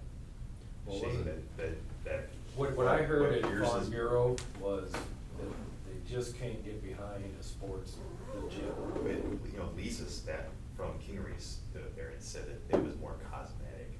From Yeah. the parents I talked to, that's BS. They had real needs and they were trying to meet them. Anyway, that's, I don't know why she would say that. I didn't like that. I'm just saying what they said in the meeting. Yeah, I was know. that The gym, they just couldn't get behind the gym. I had heard that too, that was a big. And I don't know what's the video, is that just, is that? The videos, bro. Newspaper. Newspaper. Maybe I better just stop right there. Yeah, well, and we'll have the same thing, you know, people won't be able to get behind our gym, and so we'll have that same conversation, but a bulk of their needs were also elementary school, and most of the time, people get behind that. They get behind their child, you know, elementary or That's early what I mean, childhood. I have So, real needs down there. It's yeah, cosmetic, I don't. I think that's not August was a great to huge see. issue. Yeah. And Farm Bureau was a huge issue. So, you know, we can sidestep those landmines. But February or May, either or that's a discussion later. Right now, I don't think either Boyd or Hausman has an advantage whether we wanna go February versus May. I think they can both do it either time. I thought Boyd Jones is competing in Iowa, they're at a higher standard, they do well. And then I really like that they actually have a safety crew and they had safety guys talking instead of it was just the site foreman going, yeah, we're in charge of safety too. The double site foreman for Hausman, I think it's personal preference, probably something you would have to think about. Do you want two guys in two different areas to have track, or do you want one sole contact? I think that's probably a personal preference on the people who have to work with him one or the other. I mean, you're getting one guy who's been around for a long time that probably hasn't done a whole lot of schools, it looks like, and then you're getting one guy who's been there for just the first 2-3 years. He might be an all-star, but I'm saying that's a resume. That's not uncommon with contractors though, to have a prime superintendent and have a guy that's learning from a really good superintendent that's also involved. I think you heard Steve kind of say that, you know, hey, he's just being kind because, you know, everybody reports to Frank. Gotcha, so he's still the head guy, he's still the one. Yeah, on that org chart, he's below Frank. Okay. So he's kind of his mentee. Yeah. Well, he said that once, he said, I did the renovation, he did the tear down, so I didn't know if that was. The other thing I would say that I liked from Boyd Jones' presentation was with Mark having some Gallup experience. Yeah, talking yes, about- I wrote that down. He's kind of their ace in the hole. Yeah, Yes. getting out in front of the surveys, not just of a community group, but Yes. hit everybody. I could see him definitely sit down with a group of naysayers and probably Yes. maybe get some votes out of them. Even I though like he's the way to go. same level as Steve, I think he's better. right? But yeah, I wrote, when I Pretty smooth. heard Gallup, I know those folks are a elite group Yeah. of focusing in on what moves people. The thing with Steve is he's local. Yeah. He's gonna relate to a lot of people. He's gonna care around about here. it. Yeah. He's not somebody from Omaha. Yeah. And that sometimes people discount, you know, just Yeah. if they say they're from Omaha, people around here, they're like, oh, big town guy. Yeah. You know, Steve, he grew up Steve here, would be he more still lives here. relatable. There's gonna be a lot of people there to listen to him. That'll be a factor. Yeah, he will. But that Dr. Mark Reckmeyer. He was good. He was good. Yeah. He's really good. I could see him definitely doing us a lot of good things. I was impressed with everybody from Boyd Jones. Yeah, honestly. that was a really good presentation. Yeah. Good, and they put together a good team.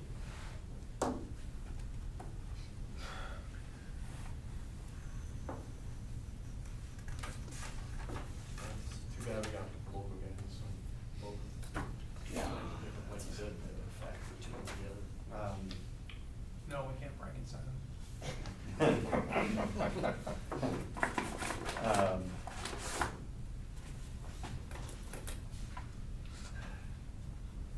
They both have a good collection of schools in eastern and northeast Nebraska, so that's a wash.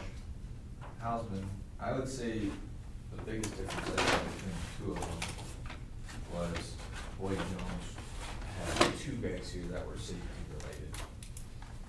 Hausman had 2 or 3 people here that are dedicated to pre-bond activities. I mean, that's like their role, is getting up on the pass. I was impressed with Brianna, she didn't say much, but I think she could possibly have the right touch for community engagement. Yeah, and you know, Jeff would be involved, and Mark would be involved. I mean, they have people that are just dedicated to that. That was the key difference I saw. I think both of them would do a great job. Well, you know, the reason why two safety, because they both have ties to town, they had to come. For Boyd Jones, I mean, that was their connection to Yeah. town, Haverkamps and the Jensen's. Yeah. But the only person that would be local of Boyd Jones is Jeff. Jared. Well, no, that actually is I'm a sorry. presence. Jared won't be here very much, but it'd be the superintendent, right? Alex. Alex, right?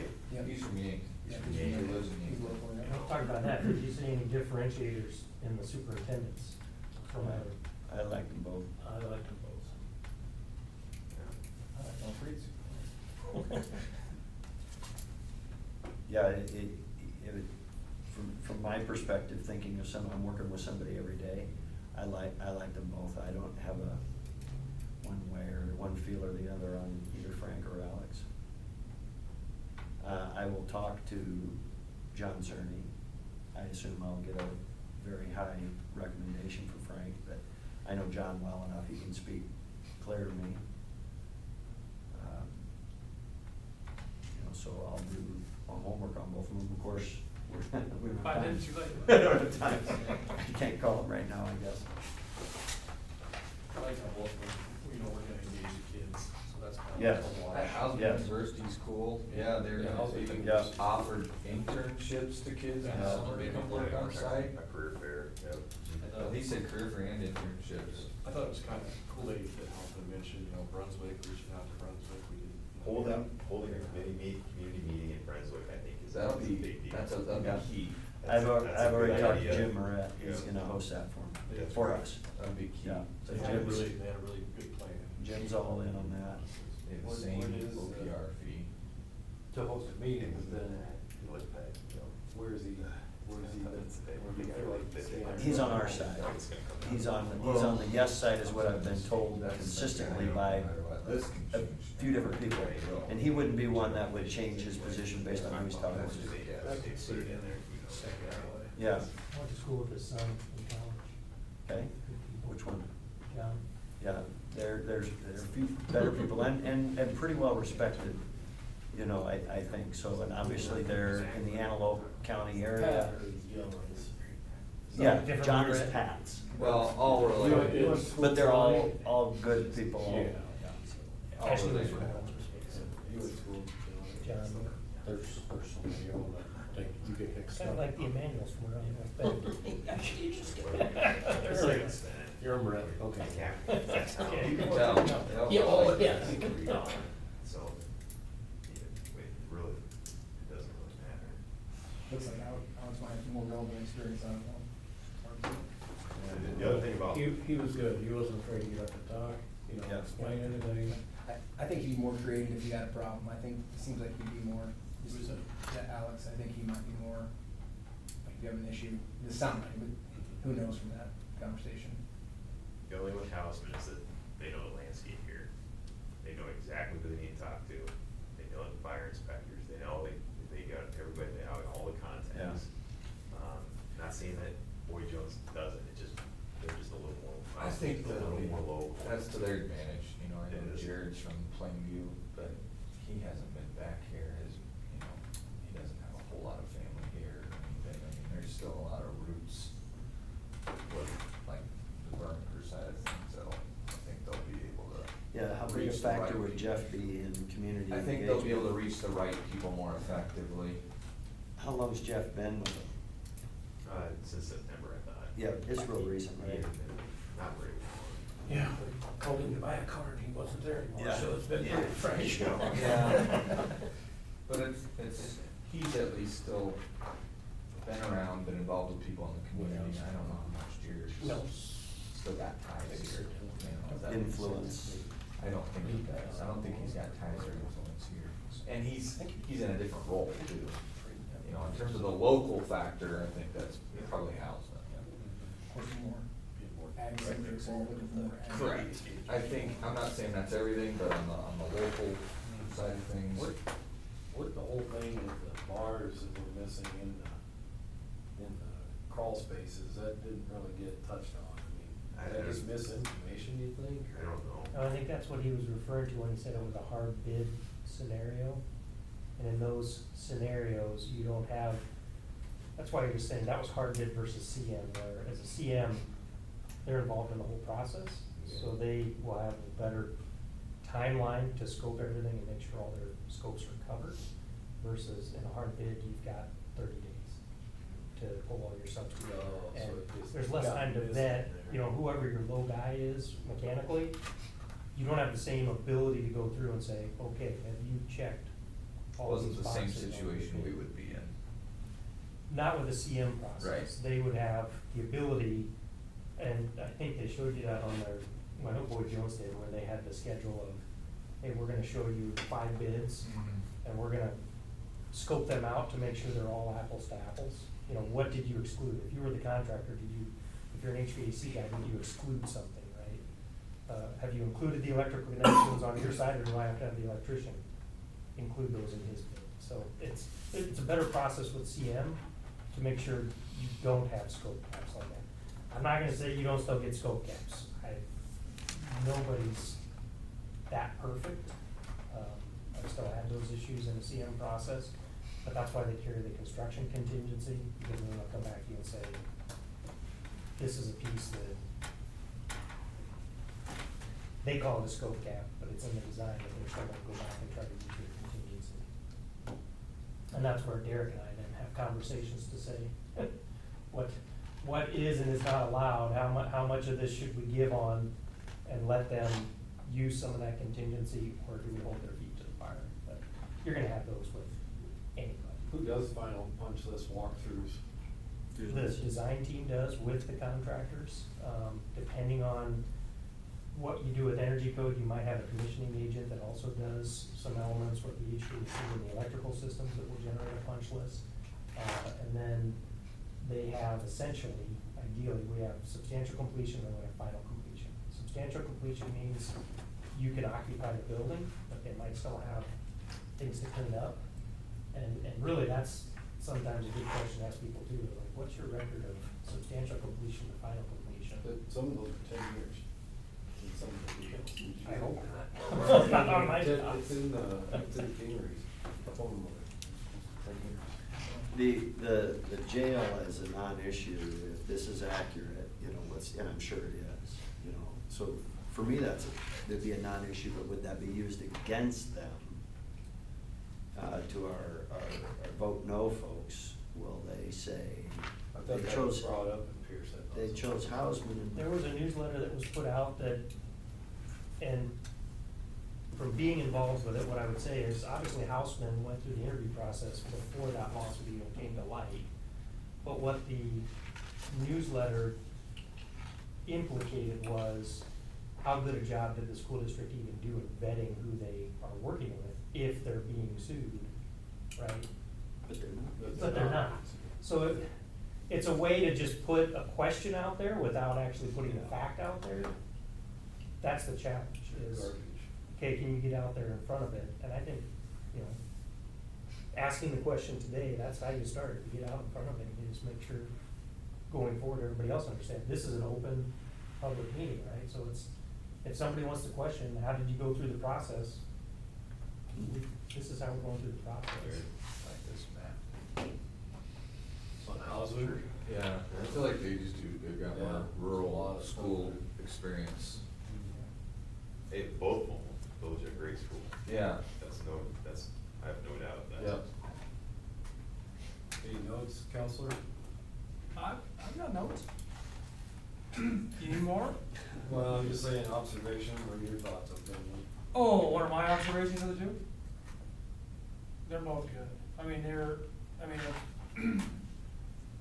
The vast majority of the schools, at least on this side of the state, it's one of 3 firms, and there's 2 of them right there. Yeah. Can we all, we're gonna probably vote and tally, and one of them's gonna come out on top, but we could all support either one, right? So if I end up this one here and this one here, and it ends up being this one, I got no problem. Yeah. Feel bad for the other one, but we can all support unanimously, even though we're not voting aye. We could all vote, we could all support unanimously either one. Either one will do a good job. Maybe Derek, talk through that process, right? We're gonna rank it, you're gonna show us the results just like you did last time. Yeah. And then we're gonna have a chance to say, are we comfortable with how that came out? Yeah, absolutely. Absolutely. And to Darren's point, I was just doing this last night for another school, okay? And it will never come out. It'll never come out 100% in terms of who you rank number 1 or number 2. I've never had a school where it's been a split vote. It's always unanimous that way. Because again, you got two really good contractors. They both can do the job. It's just, it's different flavors. You pointed out a lot of good things of one, you pointed out a lot of good things of the other. You've got an idea in your mind who you think is the better one, and you go with that, and others are gonna do a different one. We'll see how it comes out. Is it common for these companies to have a warranty manager? Yes and no. These two companies specifically, yes. Okay, I didn't have in my notes, maybe didn't say it or I missed it on Boyd Jones, they have one? They do. Houseman specifically called out Rick, and I've dealt Yeah. with Rick. He's in Laurel right now too, every time they have a question that comes up. Jeremy calls Rick, and Rick's out there taking care Except for of the it. lifetime of the bond. Not the life, I don't know if Rick will be around that long working. He'll probably be retired before then. Yeah. But yes. Just ticky-tack things, right, that happen. It's common because the guys who are the guys in the field that are the Alexes, right, who are gonna be the site superintendents, they're not gonna hang around for 1, 2, 3 years after the fact. It's the guy, Rick's your troubleshooter, right? It's, hey, this doorknob's not working Yeah. right, this thing's sticking. He's the guy that's gonna go around, Yeah. take care of those Yeah. warranty type. Unless it's something that a subcontractor really should handle. Right. If it's really a trades issue, then they'll be the one that'll be spearheading getting the trades. But even then, it If starts it's- with Rick, and then he gets a hold of Yeah. Tessiers, or he gets a hold of Yeah. the If electrician. it's pretty straightforward stuff, they'll handle it, but if it's something more, if it's something like an HVAC unit issue, I had one where windows got installed backwards, they're going back to the window contractor. So it just depends. So is it a detriment or an asset or obsolete that we're two communities right next to each other doing the same thing? So if we both get a bond passed, that we're both working, like, does that affect any way, you think? I Good or don't think bad? so. I don't think it is, because here's the thing, guys, it's gonna come up again in the legislature.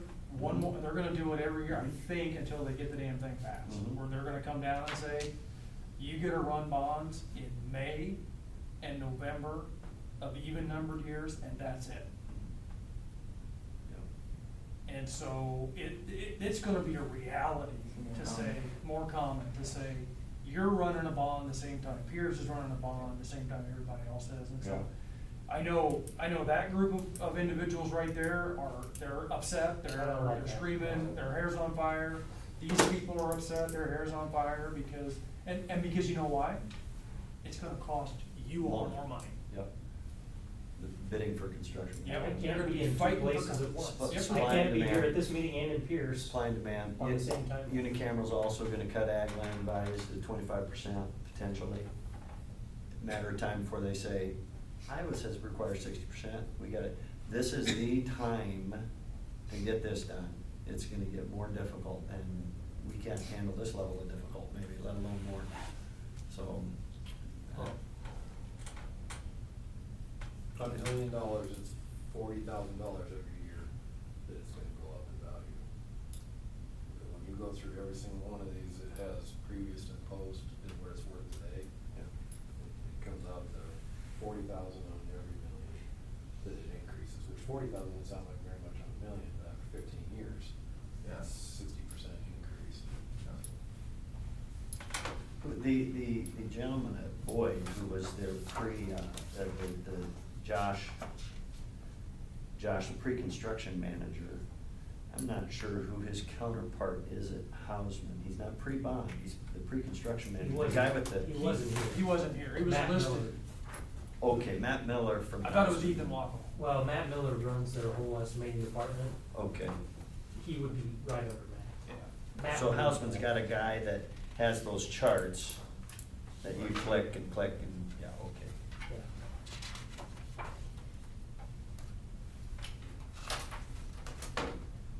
One thing I said last time too is that I appreciate that Hausman's been here from the beginning to at all the meetings. Yeah. You know, they got a little bit of a head start. Very interested. You gotta give them some credit for that, I guess. Yeah. Mark Feister's been here. He was Yeah. here a couple since the beginning. He did help slightly with the audit. They came up here and scanned your. Yeah. Who's that? Okay. Boy Jones. Boy Jones. Yeah. That's it. Okay, thank you. Is that at your Mark request? Pfister. Mark brought me up here. Oh, okay. Honestly, that's. Mark was the first, Mark introduced me to Bob. Oh, Okay. No.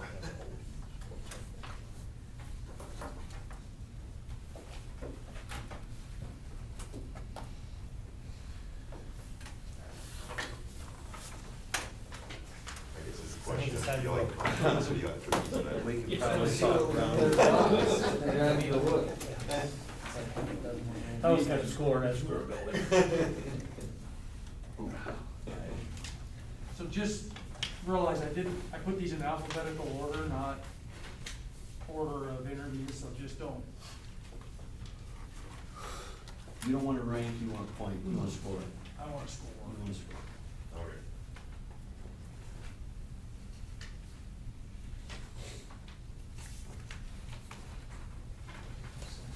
You want to score? I want a number. I want a number between 1 and 100 score points.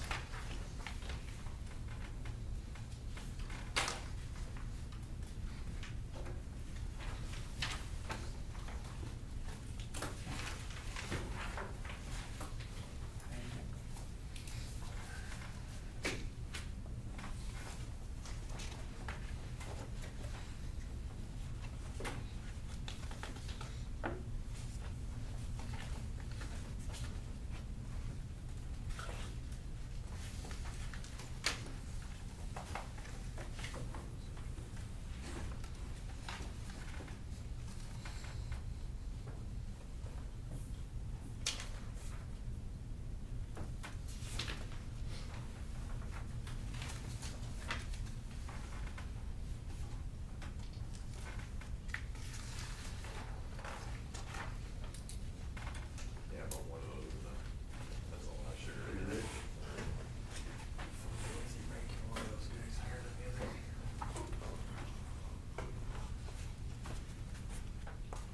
Do we rank all three or just the two? I rank the king. You gotta give points and K, give them what you think they deserve.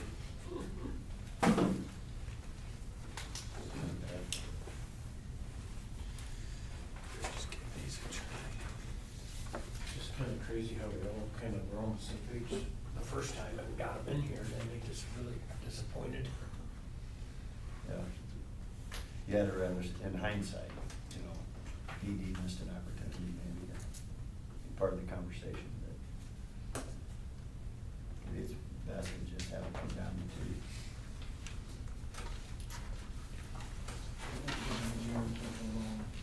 Yeah. Boy. That's good. Makes it thirsty right away, doesn't it, all the sugar in it, but, they're good. Are they all read that? No.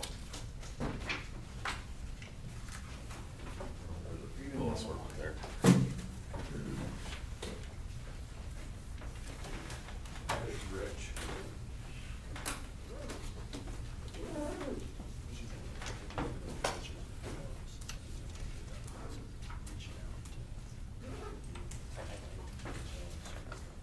Aging right away too. That's what it's told me opposite, right? No, instead of avoiding it, bring it in right away. Actually, like that. That's the strategy that he's got a pretty good relation, so. He's the whole reason it's kind of.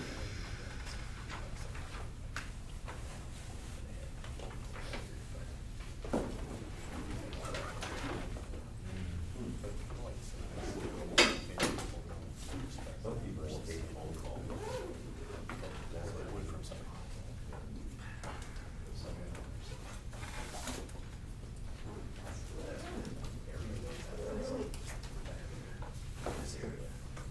I'm gonna collect those in this. You're on your appointment. And hold on to them. And hold on to them. So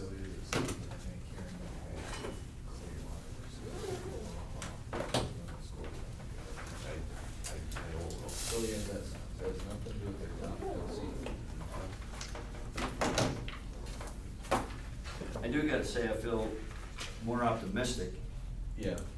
that we might be actually able to pass on Sunday.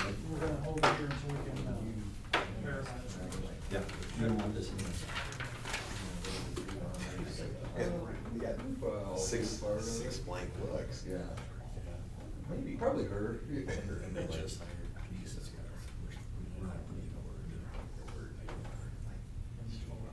Yep, yep, and then I do wanna stay confidential until you get a chance. We gotta stay confidential until you tell us, so we can go public. Well, Right, no, because- I'm okay. No. Okay. Because you're gonna contact somebody tonight? Oh, that's. Or You you'll get, get- you get emails from her all the I time, you do. just, you don't spam. She's asked me to meet so many You times. need to call them tonight or give you God, a you're bill over tomorrow. Yeah, she's asked me. I mean, I don't want them to find out from That's her, anybody other yeah. than you. Lisa, oh, I know. And as soon Yeah. as, Okay, I as think soon I as we still get get emails home. from her this last week. Yeah, yeah. Oh, she did this last week. I was gonna say, I got some fairly recently. NRDGMA. Oh, my gosh. Yeah, that's her. I just, You got it? No, I'm still waiting. I was concerned about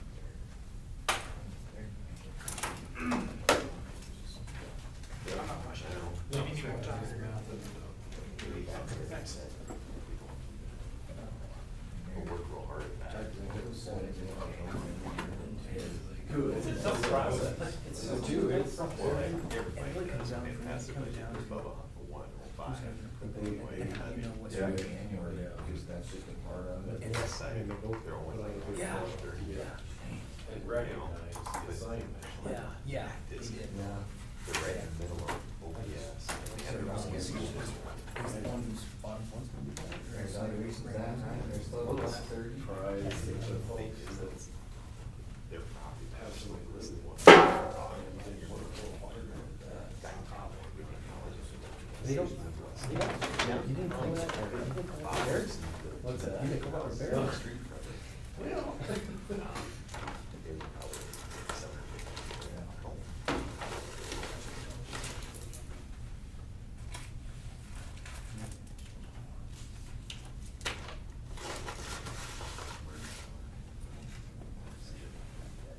Well. Yep, that's it. You.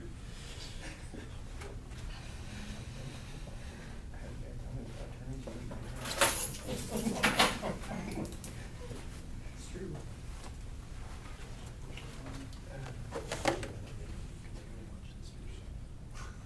This was a good. Good. Yeah. It's good. Yeah. But honestly. Yeah. What's that? Where's it? Where? Here's the average. I mean, I just want this thing to get a little. You're sure, right? Because they go through the paperwork, answer their questions. You just shoot them down. Good. We just get this over.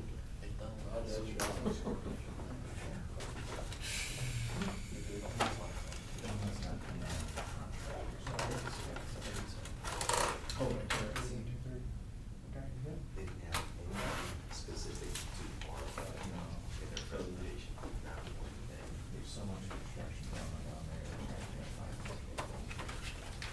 So we all saw the right thing? What? Very close. Say again?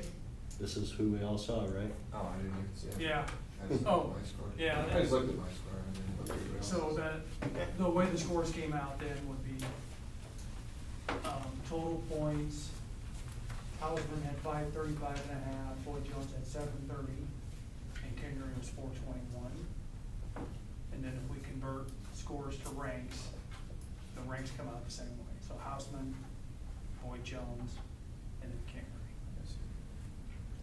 So did I heard it the other way around. I heard Boyd Jones at 700 753.5 was Hausman.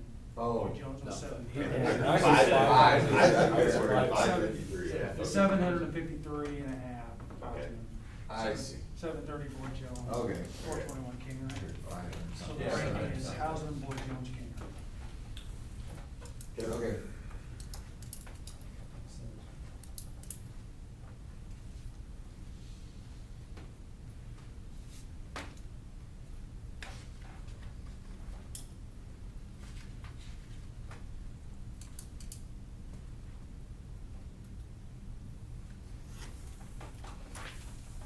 I get a motion and a second on that? Motion to accept the rankings as presented. Yep. Second. Katie? Wyatt. Wyatt? Any discussion? I'm gonna call the roll. Tim? Yes. Wyatt? Yes. Katie? Yes. Darren? Yes. Bob? Yes. Travis? Yes. Jeremy? Yes. Seth? Yes. Okay, so again, I told you I have written findings here. I've now populated it in, I'm gonna hand it around the sign-in sheet, so it's basically the committee signing off on this document. This is the formal document for the committee. And then for you, I prepare a motion and a resolution so the board has something for the meeting on Monday to approve. Basically, you can do what you want, but generally, you've done the laboring work. Your Yeah. other three should Yeah, join in. It's committee work. Right. Yeah, we do it all the time. Yeah. So basically, I'll have the motion that you'll, where you will adopt that, Ricky.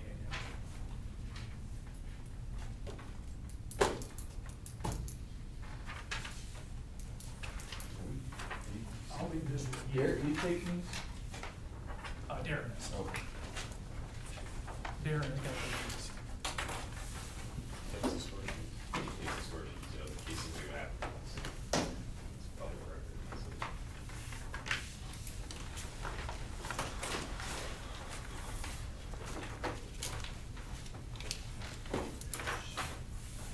Throw that away.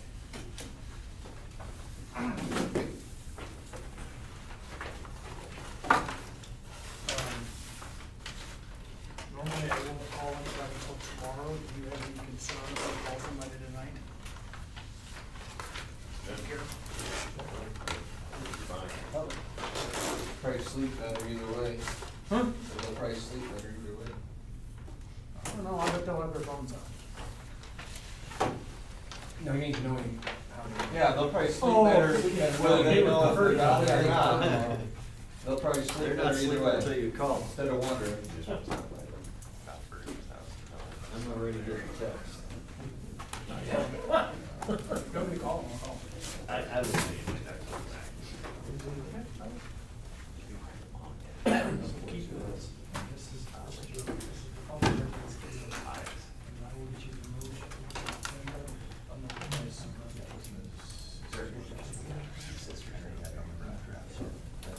Sarah, yeah, Chris. No, I was gonna say. Motion to adjourn? Darren can recycle these. You wanna recycle some of this stuff? Yep. Tim, all those in favor of adjourning? Aye. Aye. Those opposed, same sign. Motion carries. Good job.